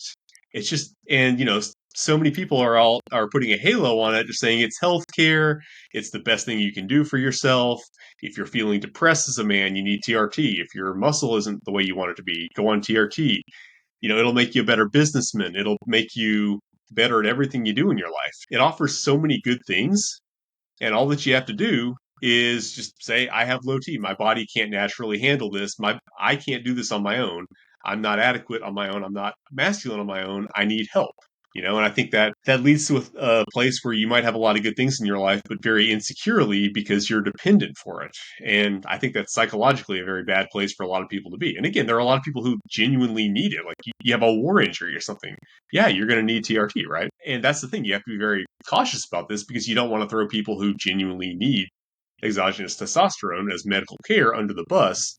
But at the same time, I think we can all agree that there are a bunch of people like Alex Eubank who do not need to be on testosterone. And there's a huge gray area in between that. And it's hard to push back on that just because it is, for some people, medicine, right? But I think we definitely should be pushing back on it. And I think we definitely should be saying, look, if you don't have a serious injury or something, you probably don't need to be doing this. Maybe just put in the time, put in the diet, put in the exercise and see where you are. And, maybe you don't need to just run to the doctor and get your testosterone checked the moment you feel bad or the moment your gym progress slows down. Because I think it's dangerous for all these people out. It's dangerous for so many people to, have all these good things in their life dependent on something else. Like it kind of saddens me because so much of modern life is objectively harder for men. The economy is really hard. I mean, the amount what you're going to have to pull off to actually afford a house in this economy, at least in my country, certainly where I live. And, I think for a lot of the world now, to to find and attract a good wife, have a family, all this stuff, it's objectively harder now. There are things outside your control just in the economy and whatnot that just do make a lot of things in modern life harder. But one thing that is still accessible to us that's still within our control is our physical fitness and our health, because ultimately, no matter what the effects of microplastics or whatever, you can still make good progress physically and get into fantastic physical health if you just do the diet and exercise. It saddens me that like the one thing that actually is in the control of most men, I'm not going to say everyone, maybe some people have some disadvantages, but the one thing that is in the control of most men, they're being told, oh, you can't do that on your own, you need help, you need our subscription service to be masculine, right? And that's the one thing that we probably could do on our own. So I think that should be something where men can feel that, hey, I can still do this. Maybe the economy's bad, maybe I'm having a hard time getting a job that I want, or maybe the job that I want isn't very good now. It's something that a lot of people don't like, but I at least have control over my own physical fitness level, and I can do that on my own. And I can show my kids that, our genetic line can still handle the demands of modern life. You can expect a lot from yourself instead of saying, and in that sense, I think it is more dangerous to go on TRT in some ways than steroids, right? You want to be a pro athlete, you took steroids, that doesn't have the same psychological impact. Of course you went on steroids, you were trying to be a pro baseball player. TRT is promoted by a lot of these masculinity gurus. the ones who speak the most about it are selling it at the same time. They're associated with some clinic. They're always providing a link, and you see them. They're all smiling. They're like, "Oh, you should get on TRT, even if you're at the bottom of the normal range." Yeah, it's normal according to what your doctor says, but it's not optimal. And they're literally recommending this to guys who are in their late 20s or very early 30s. The moment like you begin to make the cutoff, like by the tiniest amount, it's like, okay, shut your balls off for the rest of your life because now you need this thing. And it's like you said, they're praying. It's this lifetime subscription service. It's the only thing that's guaranteed, even more so than supplements, because now you have no choice but to take this for the rest of your life. It really is that big of a commitment. People will also correlate that with the so-called natty limit, right? Or they're going to want to stay shredded year round, and now they're using this stuff to essentially have sub 10% body fat without experiencing negative side effects. So that's how they justify their usage as well. But then they'll also oftentimes take a dose that is beyond actual TRT for just regular needs, and now it becomes like a full-blown steroid cycle, or at least like a low dose, but it's not just to get them to normal levels. They're like at the super high-end range, plus they're shredded. And that's where all the excuses come in. And in a sense, it's almost like the new fake natty. And they're able to justify it and get away with it because they have these regurgitated arguments that all the other top guys are promoting. So now they're appealing to authority as well. Yeah, absolutely. But I mean, those excuses are poison fruit. I think it'd be better for them to just say, yeah, I'm on steroids. I want to be jacked. I want to be a fitness professional. I want to, not that you have to be on steroids to be a fitness professional, but yeah, I want to be a pro bodybuilder. So I took steroids. Steroids are cool, versus, oh, well, I was inadequate. My testosterone was low. You think you're morally justifying yourself, but you're also making yourself look weak. You're not saying good things about yourself. So I think it's poison fruit. I think it's very dangerous to be calling yourself inadequate so you can look the way you want to look on the gram. That's not something that's a dangerous trade-off. I would just say, nah, man, I want to have bigger biceps. I'm going to take steroids. That's not me saying that, but right, that's what I would, if I was going to go on steroids, I would say, yeah, exactly. I want bigger biceps. Not that you're inadequate. Took freaking steroids. I mean, pro baseball players take steroids, football players take steroids. Hell yeah, it's the mindset that goes around this that's destructive. Yeah. The dependency. There's so much inescapable dependency in modern society anyway. There's no need to be paying for an additional subscription service. Going back to this topic of the natural limit, what are your views on it? Like, aside the whole TRT thing, what things could have been optimized further? I know you talk about your old school lifts and everything, but these guys who have been training for, say, 10 years and maybe they're 30 or something, like how much more progress do they realistically have? Because that's where you were once upon a time as well, before global events happened, and yet you've made so much progress since then. So you could have easily pulled that card and said, I hit my natty limit, then hopped on. Like, you would have been the perfect candidate to do so, and everyone would have forgave your excuses. But clearly that was a lie, because you've made progress and you're continuing to make progress, albeit a bit slower, but it's there. So where do you view this topic of the natty limit? People don't know what they don't know. The way I look at the natty limit, I mean, I don't know if there's a hard limit out there. It's probably like in calculus where you kind of continually approach it but never get there. But if you think you've done everything that you can to develop, more than likely you just don't know what's out there. So I didn't know it was out there, and now I have a much better sense. And ironically, my own conception of how far I am from the natty limit has increased a lot, even as I've made progress, just because I know how much there is out there that I could be doing to make gains that I'm not doing. So my limitation isn't the natty limit; it's time. I've got 2 kids. I'm trying to start a business. I'm not doing nearly everything that I could be to be growing. And I know that now. And I used to think that training if you train 5 days a week, like if I was actually trying to grow as much as possible, I would be training every single day, sometimes twice a day, just trying to get in all the stuff I could be doing. There's a bunch of stuff people forget, like, oh, you think you hit your natty limit? Have you ever trained your neck directly? Most people have not. What exactly does your forearm routine look like? What does your calf routine look like? What is your what are you doing to ensure the health of your joints to make sure that you can gain off? Like, I've only been training. It took me a while to figure out how to train my calves effectively very recently, so I've only been training calves effectively, I would say, for 2 years now. Is that really the limit of my calf development? I don't think so. A lot of areas, I haven't been training effectively until fairly recently. I don't think there's any I area don't now know. where I would say I don't know how to grow it, but there's certainly some areas where it's recent. And I don't think the amount of time I've been training that constitutes the limit. There's some areas where I still know that I'm very limited by joint issues. If I know that my elbows are a limitation and I haven't been able to just consistently train either my triceps or my biceps the way that I want to train them, for an extended period of time, am I at my limit? Of course not. Yeah. While we're at it, I think my shoulders are actually fairly good despite all that, but could they be better if I didn't have like shoulder issues all the time? I'm sure they could, And then, with all that, just, I've been putting some areas completely on the back burner. I haven't even, I mean, my chest has been completely on the back burner. My quads to a certain extent have been on the back burner. So yeah, when I look at what all I could be doing, then on top of that, I haven't really been focusing much on top end strength, like, heavy pulls from the floor at all, just because it takes so much time to get out there and set up 5 plates. I've had to be very ruthless with what I Yeah. prioritize and what I cut, what makes the cut, what I focus on, what I don't.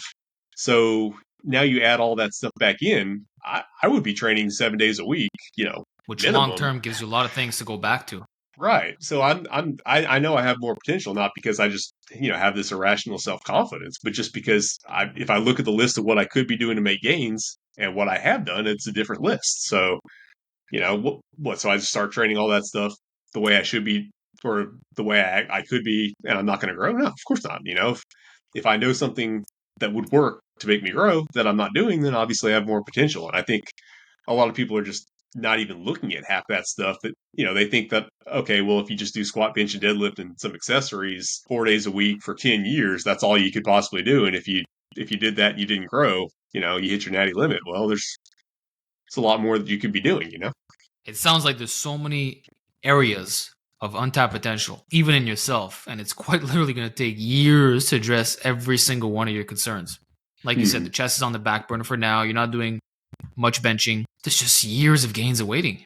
Like I don't know how long it's going to take you to fulfill all these goals, but by then, like you're already closing in on 50, and the journey's not over. So if we know that we're going to be Exactly. training for the rest of our lives, just focus on one goal at a time, and you'll see that this Hmm. progression adds up. And that's literally all it is, time. But a lot of people just don't know what they don't know. They don't know that all that is out there. So, oh yeah, I did everything I could. Now I went on steroids because so many That's the people just thing, do right? that. They'll And that again goes back to train. minimalism. If your options are Yeah, just squat, bench, dead, like you're going to tap out pretty fast.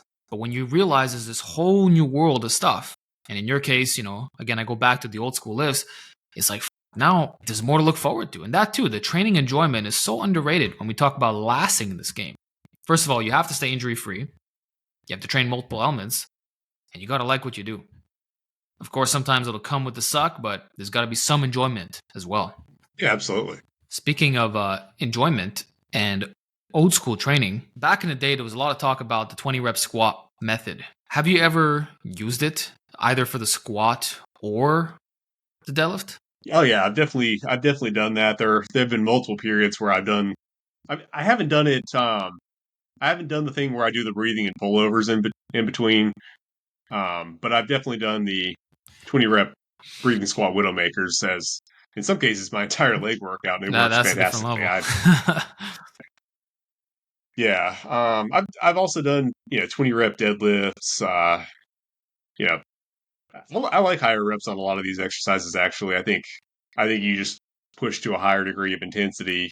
You can just push to a higher degree of intensity when um you, because the point of failure isn't as absolute. I mean, you can squeeze out more reps. You can just because one rep at 20 reps is a smaller percent than one rep at 5 reps, right? So you can always add one more rep a lot more easily. I think it's just and you're less likely to get injured, but it kind of sucks. But yeah, I do like the higher reps for that reason. It's funny. I train a bunch of exercises that people more associate with strength more so than hypertrophy, but I tend to train them more in really the higher end of the hypertrophy range. A lot of the exercises that I do um, tend to be thought of as more, strength. 'Cause people, put them in the, strength pigeonhole or just ego lifting or whatever. But then I train them, more in the higher end of the hypertrophy range, and I think that is a big part of getting the most use out of them. If you just go out and do a 1 rep max on the Zercher deadlift, you're not going to get nearly as much out of it as if you do, say, a 15 rep max. You know what I mean? So then you talked about the pullover as well. Well, you mentioned it very briefly that you don't do it in addition to the breathing squats in combination, but you do train them on the side. And I've also seen you do one arm pullovers. Even recently, you've had a debate with Coach Kasim Hansen, whether the pullover is a lat or a chest exercise. And I believe the conclusion was that it could potentially bias a teres major more. So could you expand upon your recent revelations on the pullover? Like, what are your complete thoughts on the exercise? What are the major benefits? What does it actually build? And also the mobility consequences as well. Yeah, so first of all, thank you for watching that debate, because it seemed like we went ahead and had that, and then it got completely ignored, and everybody's still using the same tired talking points about the pullover that they already were. Yeah, I mean, I'm whatever. I'll call them out. I mean, Milo Wolf kind of started that whole thing by claiming that pullovers are the best lat exercise ever, and then he didn't show up for the debate, didn't couldn't be reached. He was busy that day, didn't return phone calls or anything, and no one showed up. And then everyone just kind of completely ignored that it happened and kept doing the same old tired talking points, and it didn't end up really being that much of a debate. Cassim just brought up the fact that it's the standard pullover technique is primarily going to be a teres major exercise. The only reason that everybody was talking about lats versus pecs and triceps is that in the studies, they weren't wiring up electrodes to the teres major because it's kind of hard to do. So they only had electrodes on the lats, the pecs, and the triceps. So it's kind of like the old story of the drunk guy who's looking under the street light for his keys, and someone asks him, "Hey, well, where'd you lose them?" "Oh, over there in the darkness." "Well, then why are you looking under the street light?" "Because it's where I have light," right? So we're just with the pullover, we're just looking at the muscles that we were actually testing. But the reality is, it's gonna be primarily teres major, Yeah. like regardless of how you bias it. Now that being said, what we did disagree a little bit on is I think it is possible to bias it much more towards lats, but you have to actually perform the technique correctly. And what they were actually doing in the study, they had them lying flat on their back, just like flat on the bench, kind of like you would do Yeah, for a bench press, it's and garbage technique. nothing to promote any spinal extension. Mm-hmm. And getting that spinal extension, I think, is key to making it more of a lat exercise. So the cross bench pullover, you can get a lot of extension, and it's a good introductory technique. My personal favorite, as far as like 2-arm pullovers, is to anchor myself to a bench and kind of hang my shoulders off so that I'm being pulled down into extension. That I get a lot of lat activation out of, or the neck bridge pullovers, which look funny, but they that also I get a lot of lat activation out of, and you're changing the angle a little bit to where the lats would come into play more. But I think the key is basically if you extend enough, you're putting some stretch on the lats before your arms get directly overhead where they wouldn't have any leverage. With more extension, you're hitting. Well, I mean, I guess if you have more flexible lats, I can hit full stretch on the lats where my arm isn't fully overhead and they've still got leverage. You know what I mean?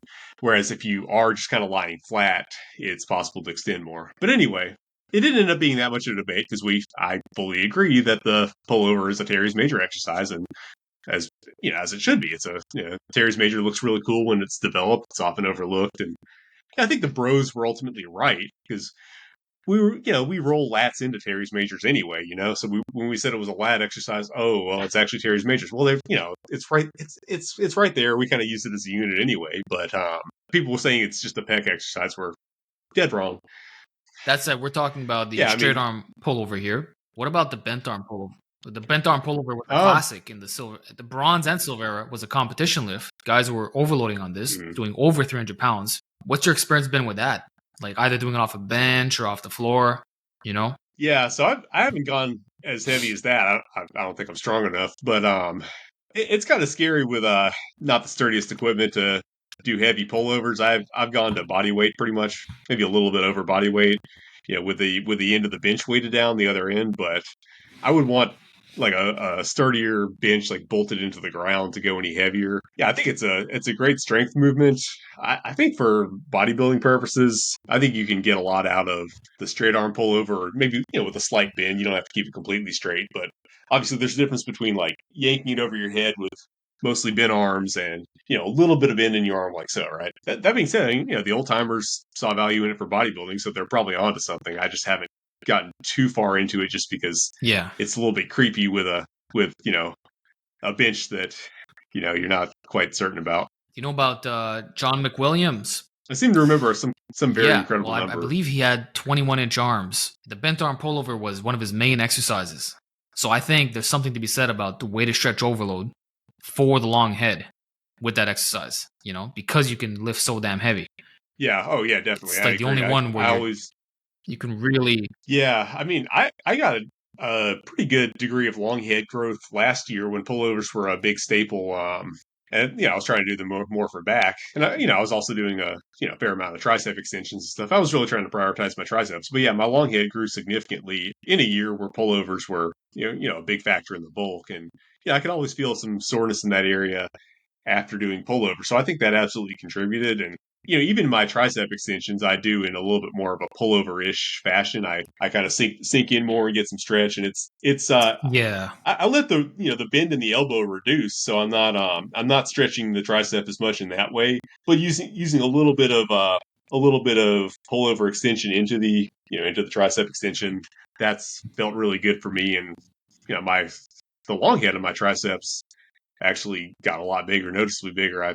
I still have to get the lateral head squared away so it looks good from the side. But from if I turn to the side, I actually have triceps. No, I think the lateral and medial head will generally get worked well from presses. Like it's not going to be that difficult, but the long head, you do need either some overhead extensions or something like a pullover movement, or at least like where the arm is getting behind you, like in a dual row push down or something like that. Mm-hmm. But on the topic of building bigger arms, so that's what you would do for triceps. What about the biceps and the forearms? Like how old school do you go on this? Like I know with the forearms, I seen you do the gooseneck wrist curls. What about barbell curls or using gymnastic rings? Like what's your general template for building massive guns? Well, I mean, I'm not the best person to ask, but I actually have been doing straight bar curls since you put out a video on that. It's like, hey man, I followed his lead on the wide grip pull ups, and you didn't steer me wrong. Shed I've some been light. following your lead on some other stuff, and you haven't steered me wrong. So I've been making barbell curls more of a staple, I and appreciate that. I had to kind of start lighter because like a lot of people, it's a little bit more wrist strain, but I know it's going to bias a little bit more towards the biceps than having that the easy curl grip. Yep. And I've worked up a little bit on that. Another thing that I like to do a lot of is I'll use a variation of preacher curls where I'm just bracing up my triceps on my knees, just kind of in a crouching squat position.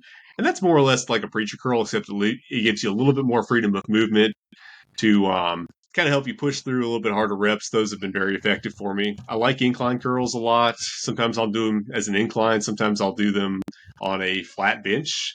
Like that's people say that's just a meme and like it's excessive excessive focus on the stretch. But I like to mix it up. Some I'll do a little bit heavier. Some I'll do a little bit lighter and with more range by doing a flat bench. I've been doing actually a lot of concentration curls recently. That feels good. I want to like Pelican curls, but I just haven't gotten. Every time I've tried them, I haven't been able to get them to. It's always Yeah. felt a little With bit diverse awkward. bands, I you're able think to I do just it. have to play. I think it's less. I've tried that.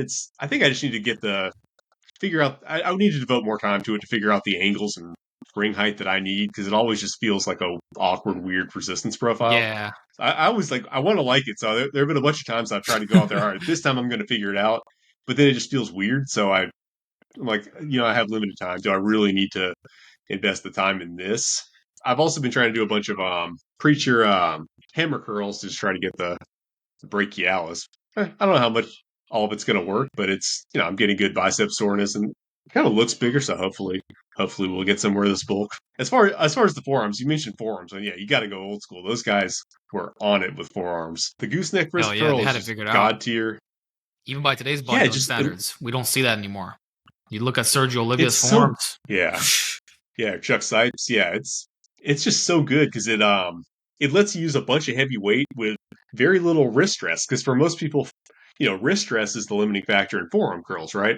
I mean, depending on how you do them, and it for some reason just kind of bending over in that externally rotated position just kind of it eliminates all that, lets you go really heavy. I don't have I have not the best wrist, but I can do the 80s for 10 reps, or then you can get down to a finger curl, with lighter weight, but still it's very stress free, and I mean that's made my forearms grow a lot when I discovered those. I've also back in the day I used a variation that I got from what's his name Larry Scott. Larry Scott, yeah, where you have to have a kind of a square Yeah. bench, a square platform, so that you can get your hips down behind the bench and kind of squeeze your elbows in, and you can really overload that very heavily, and it is a little bit harder on the wrist, but it's incredibly effective. So yeah, the old timers really knew what they were talking about there. Yeah. Well, everywhere, but especially definitely I think a lot of that got lost just because if you train your arms and you take steroids, your It forearms did just get naturally lost. grow. But but for naturals, you can't just do that. You have to actually train your forearms. Mm-hmm. Well, I'll tell you, man, you got me doing those again. And I have pretty good forearm genetics. I can build them without even isolating, just doing pull-ups and stuff like that. But now that I'm doing the Larry Scott wrist curl and the gooseneck wrist curl, I mean, I almost feel placeboed in a sense. Like I feel like my forearms got even bigger, you know? So I believe it. like look at that. Look at that. Okay, wow, that is insane. You look like Chuck So it Sipes there. works. That Oh yeah, man, what an endorsement. I mean, yeah, I mean, I I'm used giving to you have my endorsement sticks. I right don't, now. Thank you for that. yeah, mine weren't the best, but I mean, they used to be absolute sticks. Let me see, that's not the best light, not the best angle there. There we go. Eh, But you have the longer they're limbs. not So that's great. also what makes it Yeah, they're not impressive. great. No, they're pretty Yeah, good. but they used to be absolute sticks. I saw there was a picture taken of me when I first deadlifted 600 pounds, and it looked like just ropes hanging down. I was like, damn, I gotta fix this. Yeah, yeah. But yeah, yours looking And insane, man. thank you, man. But the Your forearms mod. are the limb length and your genetics make a big difference here. But with the right exercise selection, and I think guys are just really freaking weak at direct movements, a lot of it could be overcome. And this is what we see in the arm wrestling world. I don't think the majority of these guys have like crazy forearm genetics, but you look at the measurements and it's often the same as their upper arm. So there's something to it. And I just never see bodybuilders train their forearms really hard anymore. It's just an afterthought. So that's definitely a lost secret. Speaking of which, what are some other, I asked this to Eugene Teal recently, but what else has been lost? Like, what are some real gems that we can learn from in the bronze and silver era? So we've already covered two of them, obviously, Jefferson We curls and covered most of them. pullovers. I mean, definitely. But here's one that I didn't think should be a lost gem, but it kind of is. Donkey calf raises. Like everyone kind of knows about it, but nobody does it. We're Yeah. all talking about lengthened, lengthened movements for hypertrophy and all that good stuff. Everyone's talking But about then the you look straight at all, legged version now. Yeah, yeah. yeah, But everybody, yeah, but you look at what anyone says. The only thing you can do is just straight leg calf raises with emphasis on the stretch, right? Okay, so why don't we get more stretched? And I'm telling you, I used to do. I've tried everything in the book for calves. I tried the everyday training, like they say, or every day I'd go to the gym, so it's like 5 days a week, calf training. I tried heavyweight, I tried lightweight, I tried mind muscle connection, I tried all of it. But when I started doing donkey calf raises, they started growing. I don't know what it is, but I think just mhm. having that additional, and I do them in more of a mind muscle style. I really try to stretch and really try to contract and everything. But I think having that additional stretch, was that kind of made that more worthwhile in the donkey calf raise than on the straight leg calf raise. And I don't have great calves by any means I now, but completely they're a agree. lot better than they're not a weakness anymore. I typically, Yeah. wear jeans anyway, but they don't like it. It's not like I, put on shorts to go to the beach and now it's like, Yeah, damn, yeah. now my calves are out. And some, depending on the angle, my calves start to make my upper legs Yeah. look bad. But that's just kind of, long limbs. Sometimes my quads will look huge and sometimes they'll look skinny. Just, it's kind of a long limb thing. But yeah, no, donkey calf races. The I mean, carrot syndrome. it fits all the principles we're using, but everyone's neglected it. And it's gotten to the point where I get much better results from doing donkey calf raises using like a cable and a landmine, not a cable, like the ring from a gymnastics or the strap from a gymnastics ring attached to a landmine barbell than any calf machine I've ever been on, because I'm bending over and doing them in the donkey style, and it's been working very effectively. Crazy, That is an crazy interesting old setup. school lift, So you're using a but landmine everybody's and gymnastic rings. Yeah, I use the well, I don't use the rings. I just use the strap. I use it like a weight belt, basically, just like a weighted dip belt attached to a barbell in the Oh, okay, landmine I position. understand. Because if I just try to hang the weights around my waist like the weighted Ah, pull up, it's too much. It's there's too much volume between my legs. It's really awkward. But if I have the weight further back on the barbell and then just attach the strap up to the end of the barbell, I have like a clamp on there, and the strap sits yeah, that's behind the clamp so it genius. doesn't fall off. No, it's just only the end of the barbell has to go through my leg, so it works really well just as a And landmine calf raise setup, and that's been what way more what do you effective lay than any over? standing. Oh, So I it's like just have it's a like you're mimicking a belt squat in a sense, but how do you get the chest support down? Like how are you mimicking that donkey oh position? I mean, yeah, you could use anything like a bench. I have a wall set up at a convenient height from a curb that I use, but you can set it up anywhere. I've also set it up in the Smith machine. You can just lie on your back and put your toes up on the Smith machine. That works too.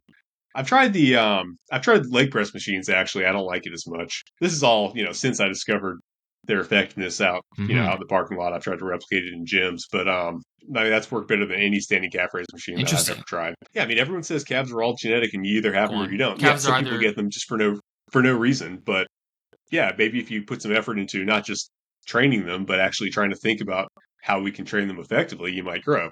And tibialis raises help too because it yeah. really changes the look of your calves from the front. Yep.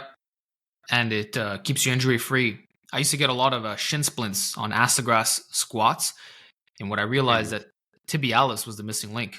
Crazy enough. Yeah, I mean, because I was just gonna say, yeah, I mean, you're like when you get into that deep position, your calves are actively kind of pulling you in a lot of cases, or no, not your calves, sorry, your tibialis. So yeah, if they're the weak link, it is going to be it's not going to be able to handle the demands you're putting on it. I think a very underrated movement. And regarding the calves, so mine are not the best either. They're actually my worst body part, you can say. Not surprising. But last year, I They was have a lot doing of a lot of competition. donkey calf raises, and I swear to you, they were actually growing. Shame on me that I stopped training my calves. I became a lazy gym bro, as always. But I swear to you, it was the best exercise I ever did. And you also feel your hamstring stretching on that. Hmm. So what I would personally do if someone doesn't have the machine is to do it in a belt squat formation. You can use like the safeties of a power rack, stand on top of a block, and then just hang some plates off, and then just Hmm. lean forward on the safety pins, and there's your donkey calf raise. And you're getting a traction effect on the spine, as opposed to using those machines where it almost arcs in a weird way. That some guys they Hmm. feel like unnecessary compression on their spine. Sometimes it could be a bit uncomfortable the way it's designed. So Hmm. I prefer to load it through the hips, which is better than the Exactly. standing calf raise machine. Yeah, I certainly think so. And the calves are one of the few muscles that experience stretch medial hypertrophy. So it's funny how you're pointing this out that the evidence based community has overlooked arguably a superior exercise. Yeah, it's strange what they pick to focus on, what they don't. Like they have their principles, and What else are they overlooking? they'll. I mean, they're definitely overlooking, in my opinion, the Jefferson curl. Although I get that a lot of them are trying to do like easy stuff for beginner lifters. But if you love if you're about stretch mediated hypertrophy, or not, no, we're not doing that. That's a different thing. If you're about, lengthening position, emphasis movements, damn it.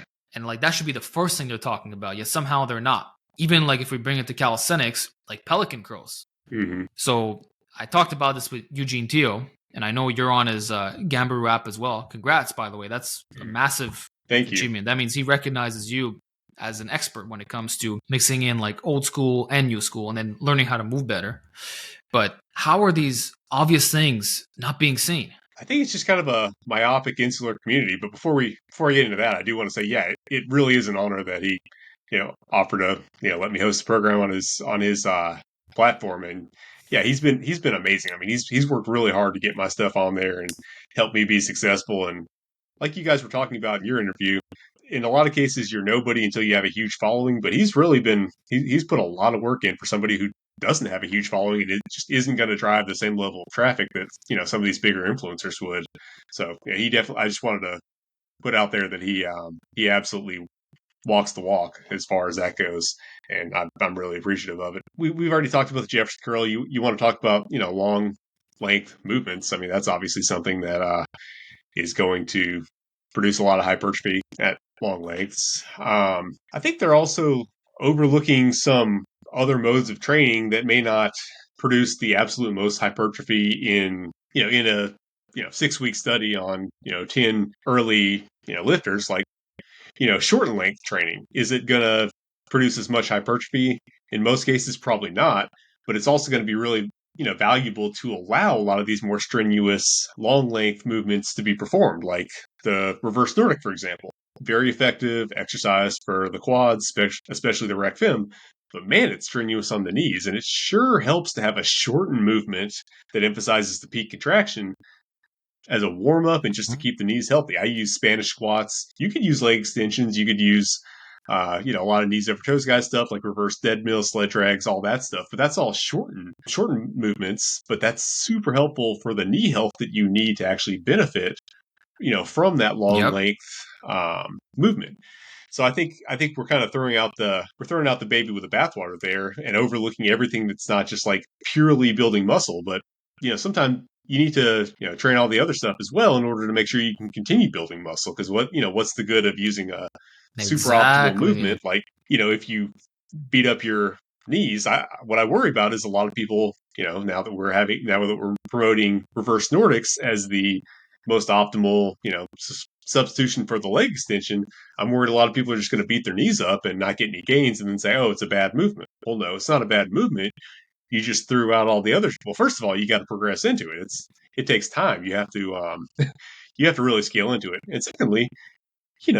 you need to do those shortened movements as a good warm up to make sure you've got a lot of blood flow in that area so that you can be healthy enough to do those safely. Yeah.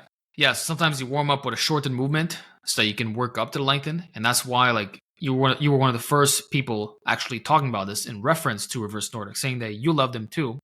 That they've been very helpful in building your rec fem, but you still got to warm up a little bit more thoroughly and you still have to build up, right?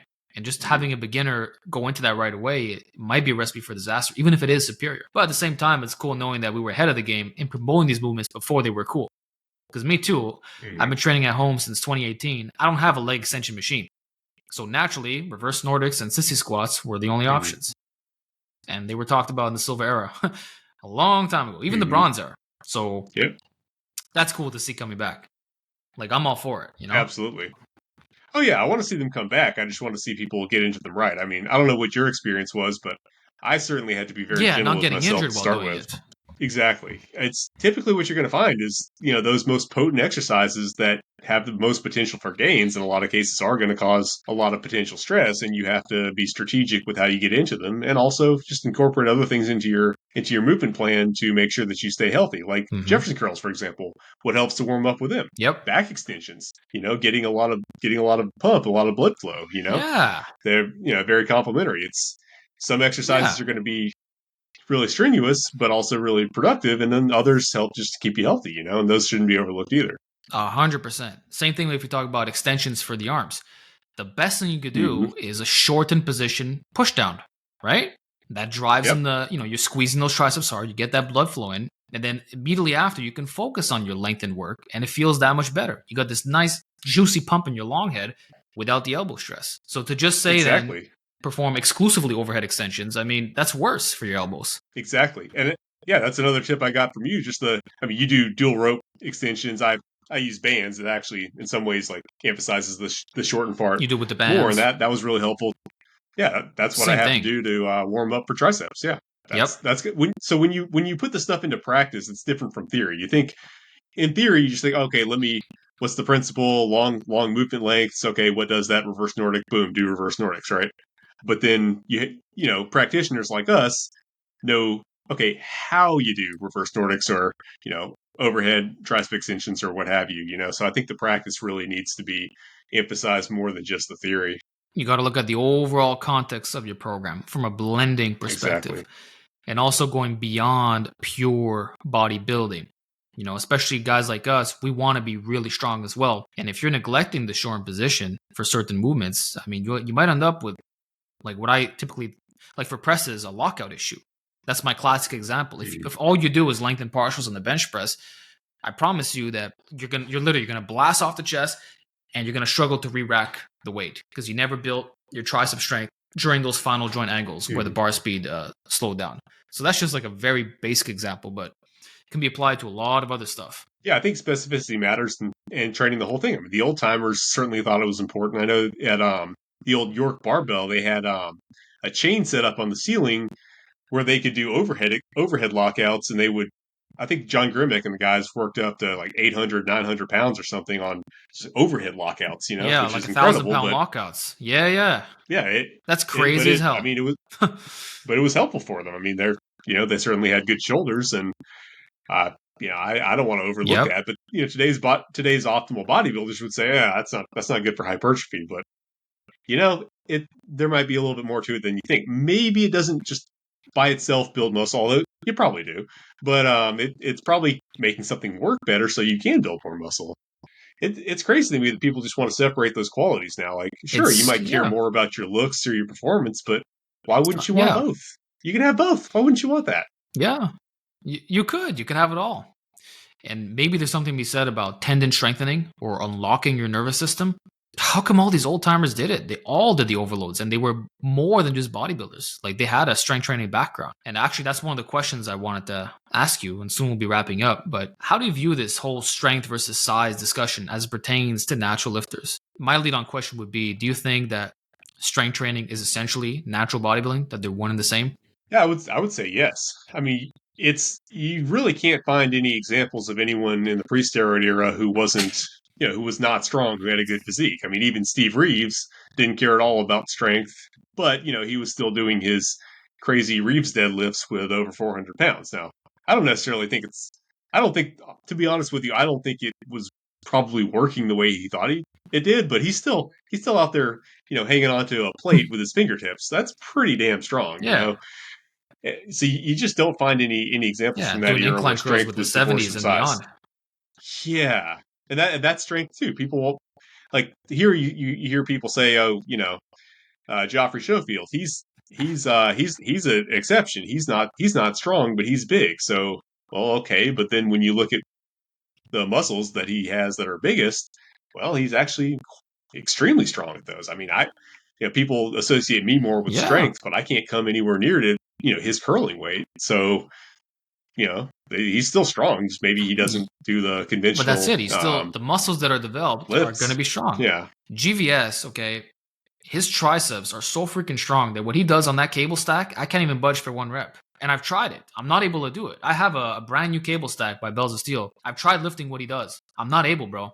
hmm So it's not yeah, a coincidence. Sure, he can't bench his yeah, bush, but benches lateral and medial head, and as well as your pecs and yeah, shoulders. So it's obvious what's yeah. happening. I mean, And his incline curls are comparable to the best. hmm oh yeah, yeah. I mean, he's very strong on those, and no one's saying he's a fake natty because of his chest, and I'm not bashing the guy. I mean, who cares? He's got the biggest arms. I mean, it's incredible. Like he has to be weak somewhere, or we'd all just hate him. But yeah, I mean, I think he's sandbagging on bench. I think he could hit 315 pretty easy if he wanted to. But Oh yeah, he could do more. like people aren't saying he's a fake natty because of his chest. So I think it kind of makes sense that maybe his bench is lagging a little bit. But yeah, where he's developed, he is a beast. And that's the case with all of us guys. I'm sure they were just working. They were very strong at what they were working on. And it showed. You're building your engine. If you want to display your strength, you can easily do that in a short-term peaking phase. That's Yeah, why and you that can and never that really that's separate. It really might not be your strongest state right now, but you could express it in a relatively short period of time. And of course, there's the skill acquisition of certain lifts. And then there's this idea of looking at strength beyond just the realm of powerlifting.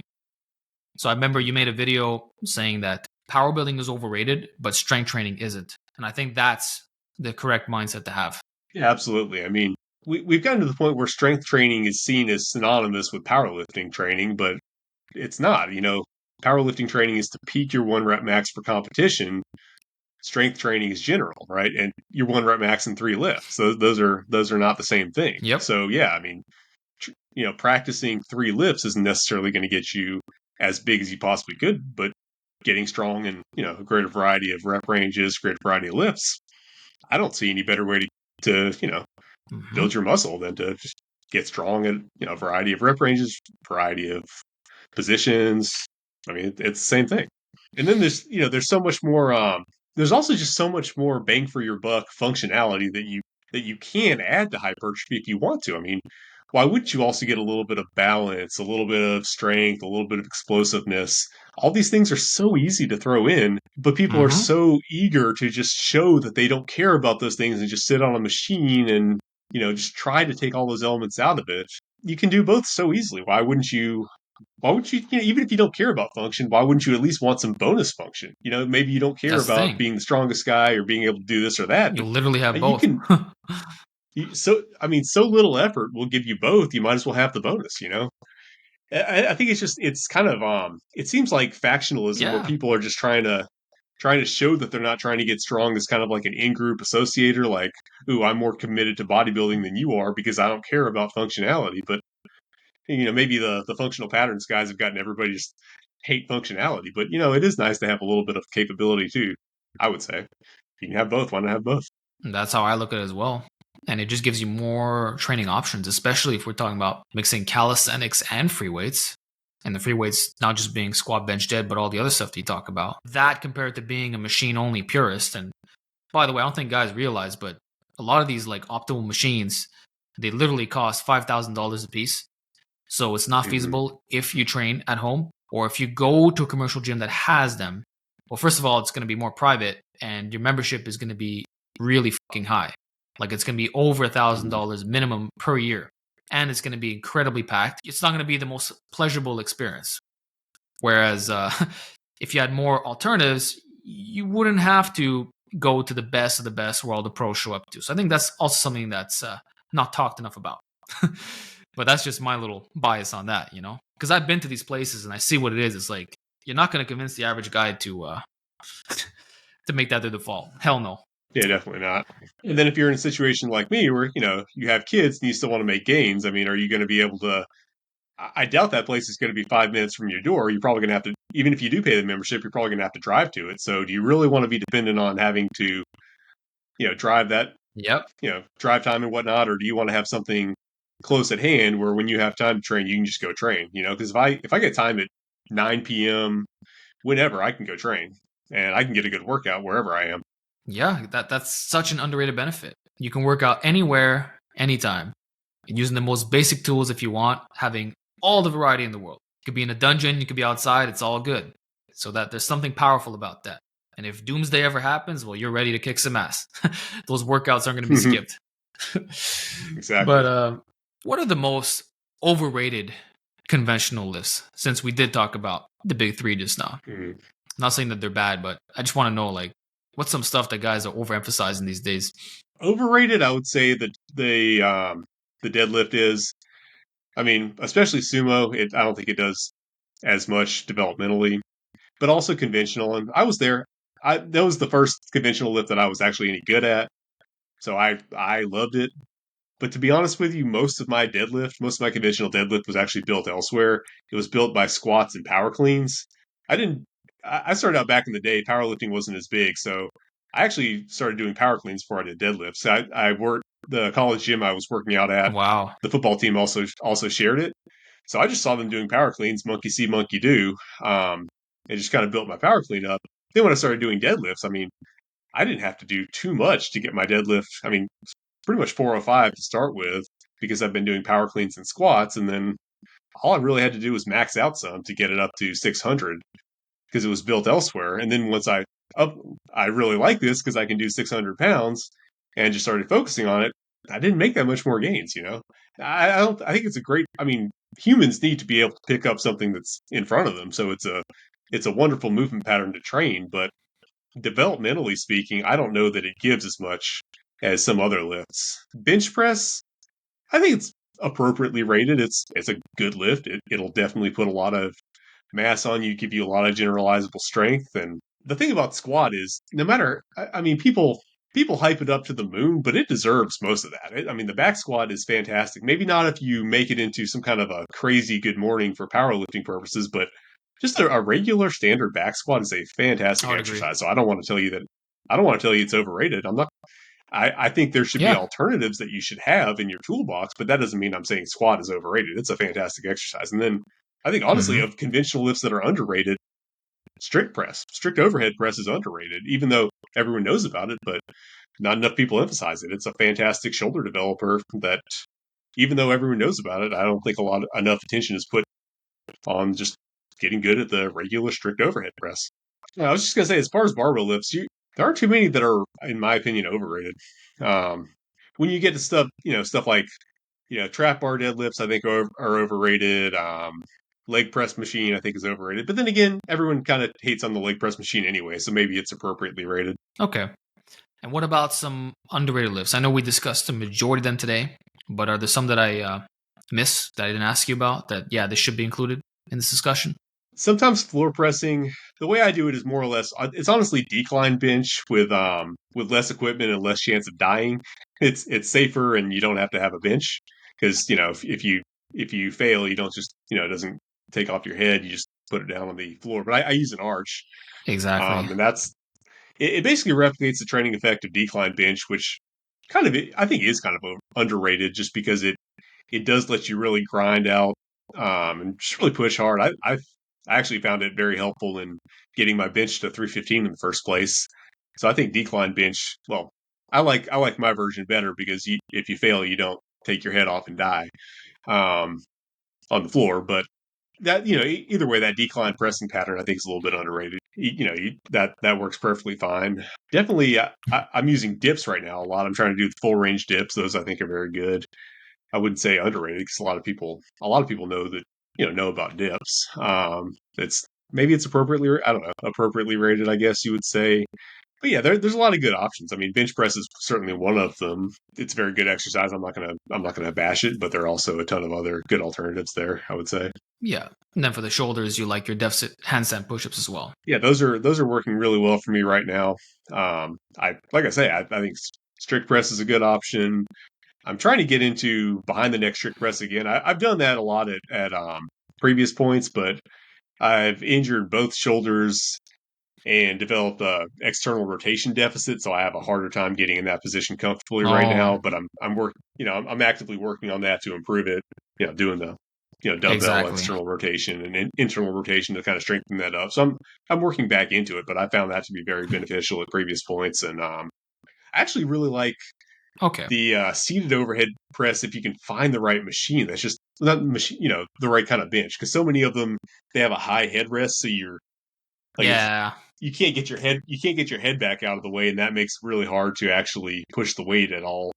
But if you can get one where you can kind of lean back a little bit, make it into a high incline, get your head out of the way, those are phenomenal. I think that's actually not old school, but it's a kind of an underrated movement, and just not enough people pay attention to like the equipment setup that's necessary. But I haven't done that in a long time, just because I haven't been at a gym where they have the appropriate height bench. Yeah.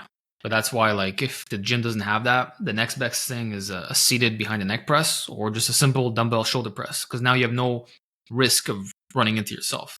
So that's the workaround. Mm, But yeah, once you have that yeah. angle, just a little bit tilted back, it's so much better. Like, I would never do it Mm, 100% upright ever again, unless it's the variation I mentioned. So yeah, I would agree. That's a pretty good list right there.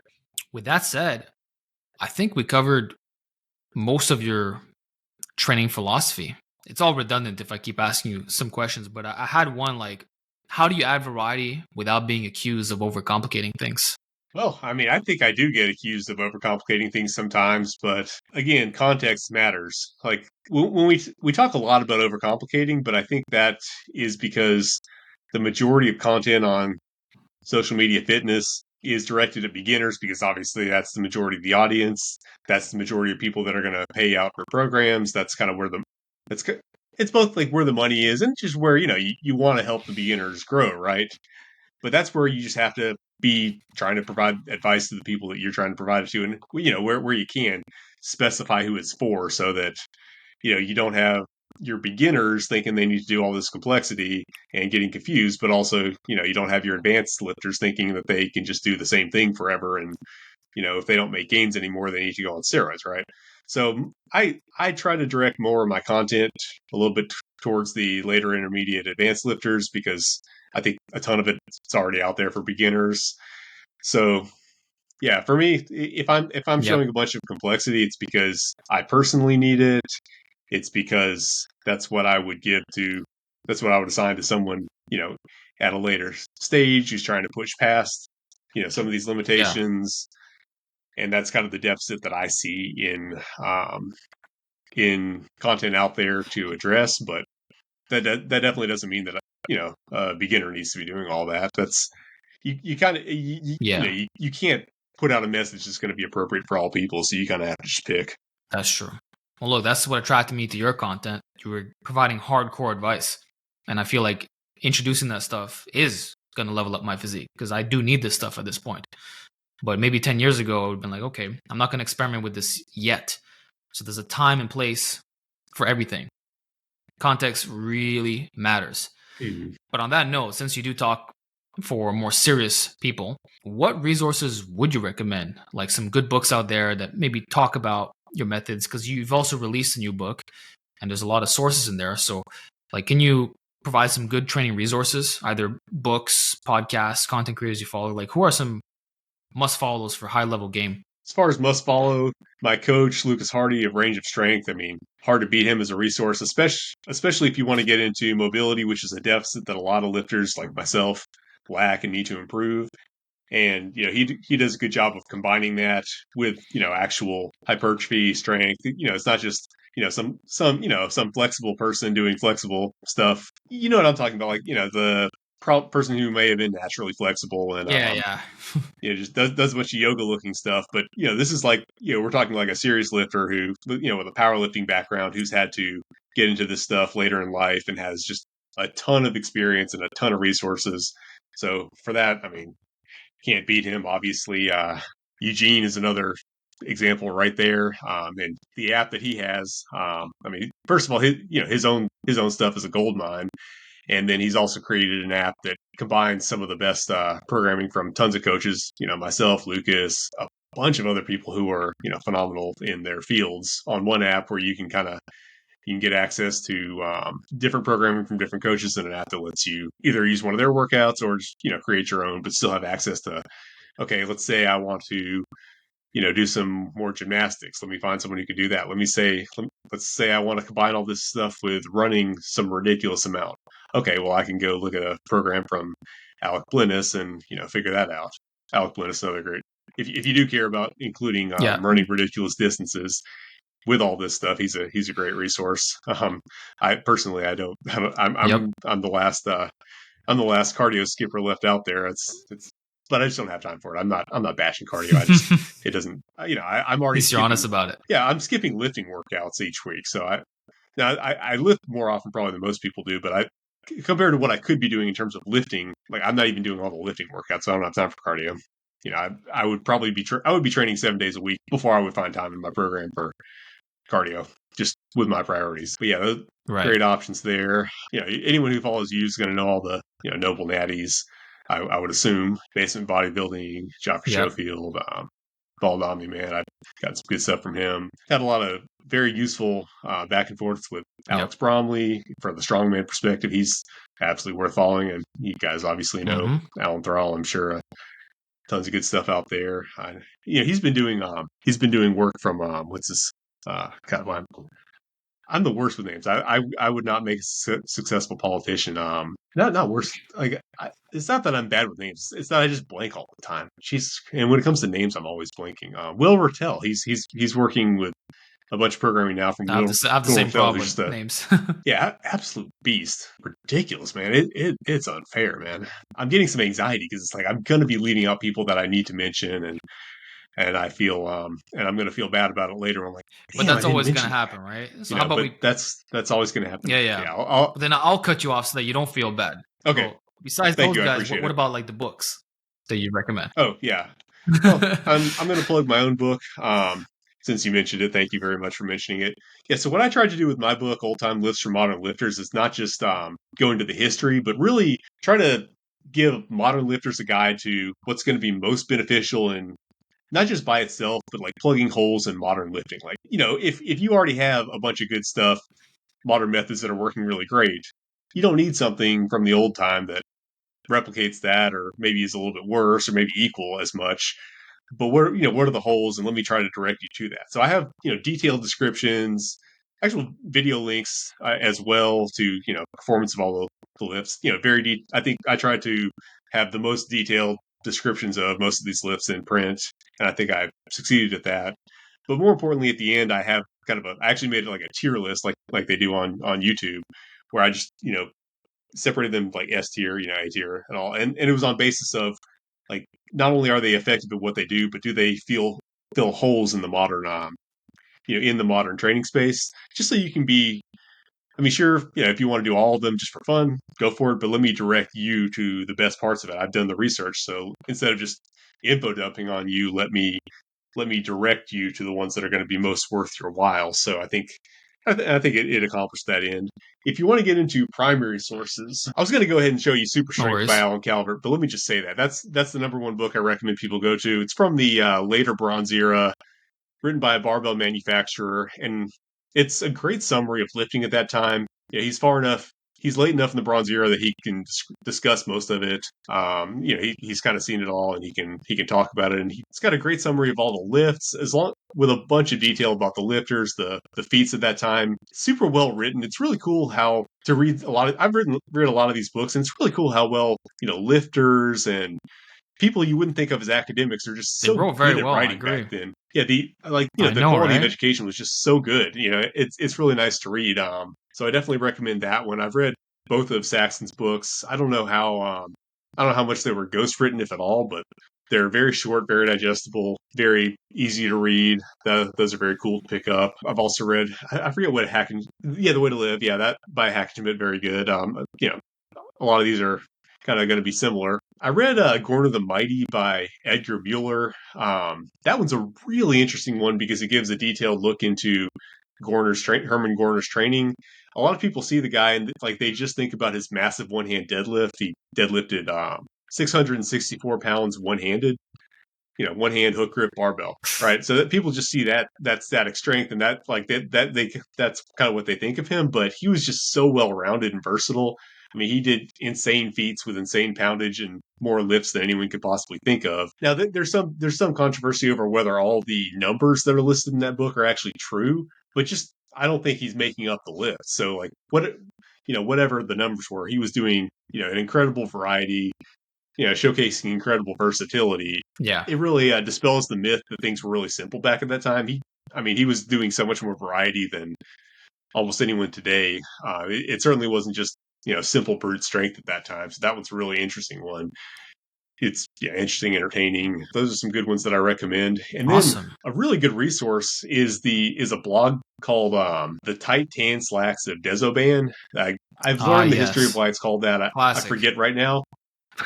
Yeah, it's a gold mine. It's not that well organized, but you can find some amazing articles by guys like John Grimmick, all the old time greats, just discussing all sorts of cool things. A lot of these cool exercises, like the gooseneck wrist curl and all, I found on there, and you'll find some other stuff there that may not be so useful, but Wow. that's just an absolute gold mine out there. That reminded me that the guy I was talking about earlier talked about names. Shane Green Strongman.